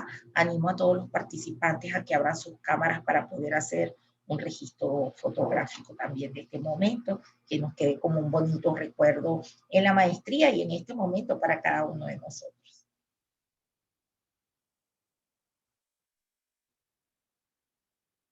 No sé, profesor Jorge, si quiere tomar la palabra para despedirse, y va cerrando luego el profesor José Millán. Sí, bueno. ¿Tengo el micrófono abierto o no? Sí, señor. Sí, bueno, muchas gracias al doctor José Millán por compartir las experiencias y por enriquecer estos espacios. Yo, como si soy financiero, pues voy a tratar de rematar la charla con una de las inquietudes que plantearon ahí. Nosotros siempre, cuando nos enfrentamos a decisiones de inversión, estamos hablando de riesgo e incertidumbre. La incertidumbre es propia del entorno externo, más sin embargo el riesgo sí es propio de la organización, es decir, la organización es la que decide qué nivel de riesgo quiere asumir frente a las señales que le está mandando el entorno. Para eso, entonces, nosotros tenemos dos herramientas muy importantes, y es que frente a las empresas yo tengo que tratar de medir un poquito el riesgo a través de lo que se llama apalancamiento operativo y apalancamiento financiero. Si bien es cierto, muchas de las organizaciones están enfrentando dificultades de tipo financiero, también es cierto que ciertos tipos de negocios se han favorecido notoriamente de la crisis. Es decir, que para algunas el vaso está medio vacío y para otras el vaso está medio lleno. El caso, por ejemplo, de las industrias, las startups de tecnología, Rappi, que en España, pues me imagino que tendrán una marca diferente, y es estas entregas domiciliarias a través de las tecnologías, pues ha tenido un crecimiento exponencial en la crisis.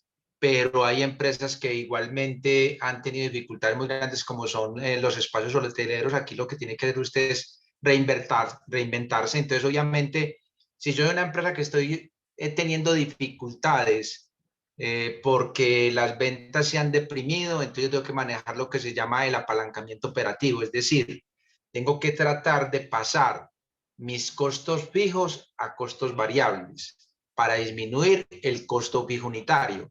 En cambio, si mi empresa está enfrentando un crecimiento de las ventas, tengo que establecer la estrategia diferente, es decir, tratar de convertir muchos de mis costos variables en costos fijos, porque en la medida, vamos a suponer, por ejemplo, yo soy una universidad y tengo 10 profesores de cátedra, es un costo variable. Entonces, si mi negocio está incrementando las ventas, lo que voy es a vincular esos docentes fijo. Entonces, cuando se me vuelven un costo fijo y divido lo que cuesta el costo de esos 10 docentes entre el número de estudiantes que entraron, reduzco lo que se llama el costo fijo unitario, y entonces estoy mejorando una cosa que llama la contribución marginal de los costos al mejoramiento de la empresa. Entonces, lo que tengo que aprender a hacer son las estrategias de apalancamiento operativo y apalancamiento financiero para enfrentar estos momentos de riesgo e incertidumbre. Y es decir, parando un poquito y tratando de lo que hay en la charla, lo que hay es lo que hay. Y entonces realmente lo que tengo que hacer es cambiar mi actitud. Yo el entorno externo no lo puedo cambiar de la noche a la mañana, pero yo sí puedo cambiar la manera como yo veo las cosas. Y desde el momento en que yo cambio la manera como veo las cosas, créanme que el mundo cambia. Es como el aporte que les puedo hacer a los compañeros. Lo otro sería una invitación para los estudiantes que de pronto en este momento todavía tienen dificultades con el trabajo de grado. Aquí va a ser un comercial. Yo en este momento tengo un proyecto aprobado que es de omnicanalidad. Estoy buscando un auxiliar investigativo para si alguien se anima. Carlos, con mucho gusto la acogeré. La ventaja aquí es que va a trabajar conmigo en investigación. Con seguridad que vamos a tener una publicación de ese producto. Pues ya los estudiantes me conocen a mí desde el curso. Entonces, bienvenido a aquel que se quiera acoger a ese proyecto. Y doctor José, nuevamente, muchas gracias, un placer, y ojalá el futuro algún momento nos reúna. Yo soy egresado de la Universidad San Pablo CEU de Madrid, o sea que he convivido en España y la verdad es que deseo mucho regresar allá porque tuve una experiencia muy, muy, muy interesante y muy positiva en mi estadía en España. Muchas gracias. Gracias a vosotros. Muchas gracias, Jorge. Para mí un placer haber tenido la oportunidad de compartir con vosotros mi experiencia, mis inquietudes, mis pensamientos y mi visión sobre lo que vivimos y hacia dónde nos dirigimos. Y como digo, es una satisfacción, de verdad, el haber tenido esta oportunidad. Agradezco muchísimo a Janine que comunicara conmigo y que se acordara de mí para todos estos temas maravillosos del VUCA, en donde uno acaba descubriendo cómo estos entornos maravillosos nos enseñan tanto cada día. En el fondo, lo decía al principio, todos hemos vivido VUCA muchas veces y cuanto más viejos somos, más veces lo hemos vivido. Así que aprovechemos ese aprendizaje y ánimo que la vida merece la pena. Así que de nuevo, como digo, gracias a todos, a la universidad y que espero yo también tener más oportunidades para volver a tener encuentros de este tipo que son muy fructíferos y muy enriquecedores. Así que ánimo con vuestros estudios, con vuestras vidas y de nuevo, que muchísimas gracias. De corazón. Muchísimas gracias, José, a ti por tu tiempo, por tu saber, por tu experiencia, que se complementa de manera inter y transdisciplinaria. Pues voy con la fotografía para el recuerdo, así que no me digan que no lo dije, para que no me vayan a quedar mirando para otro lado.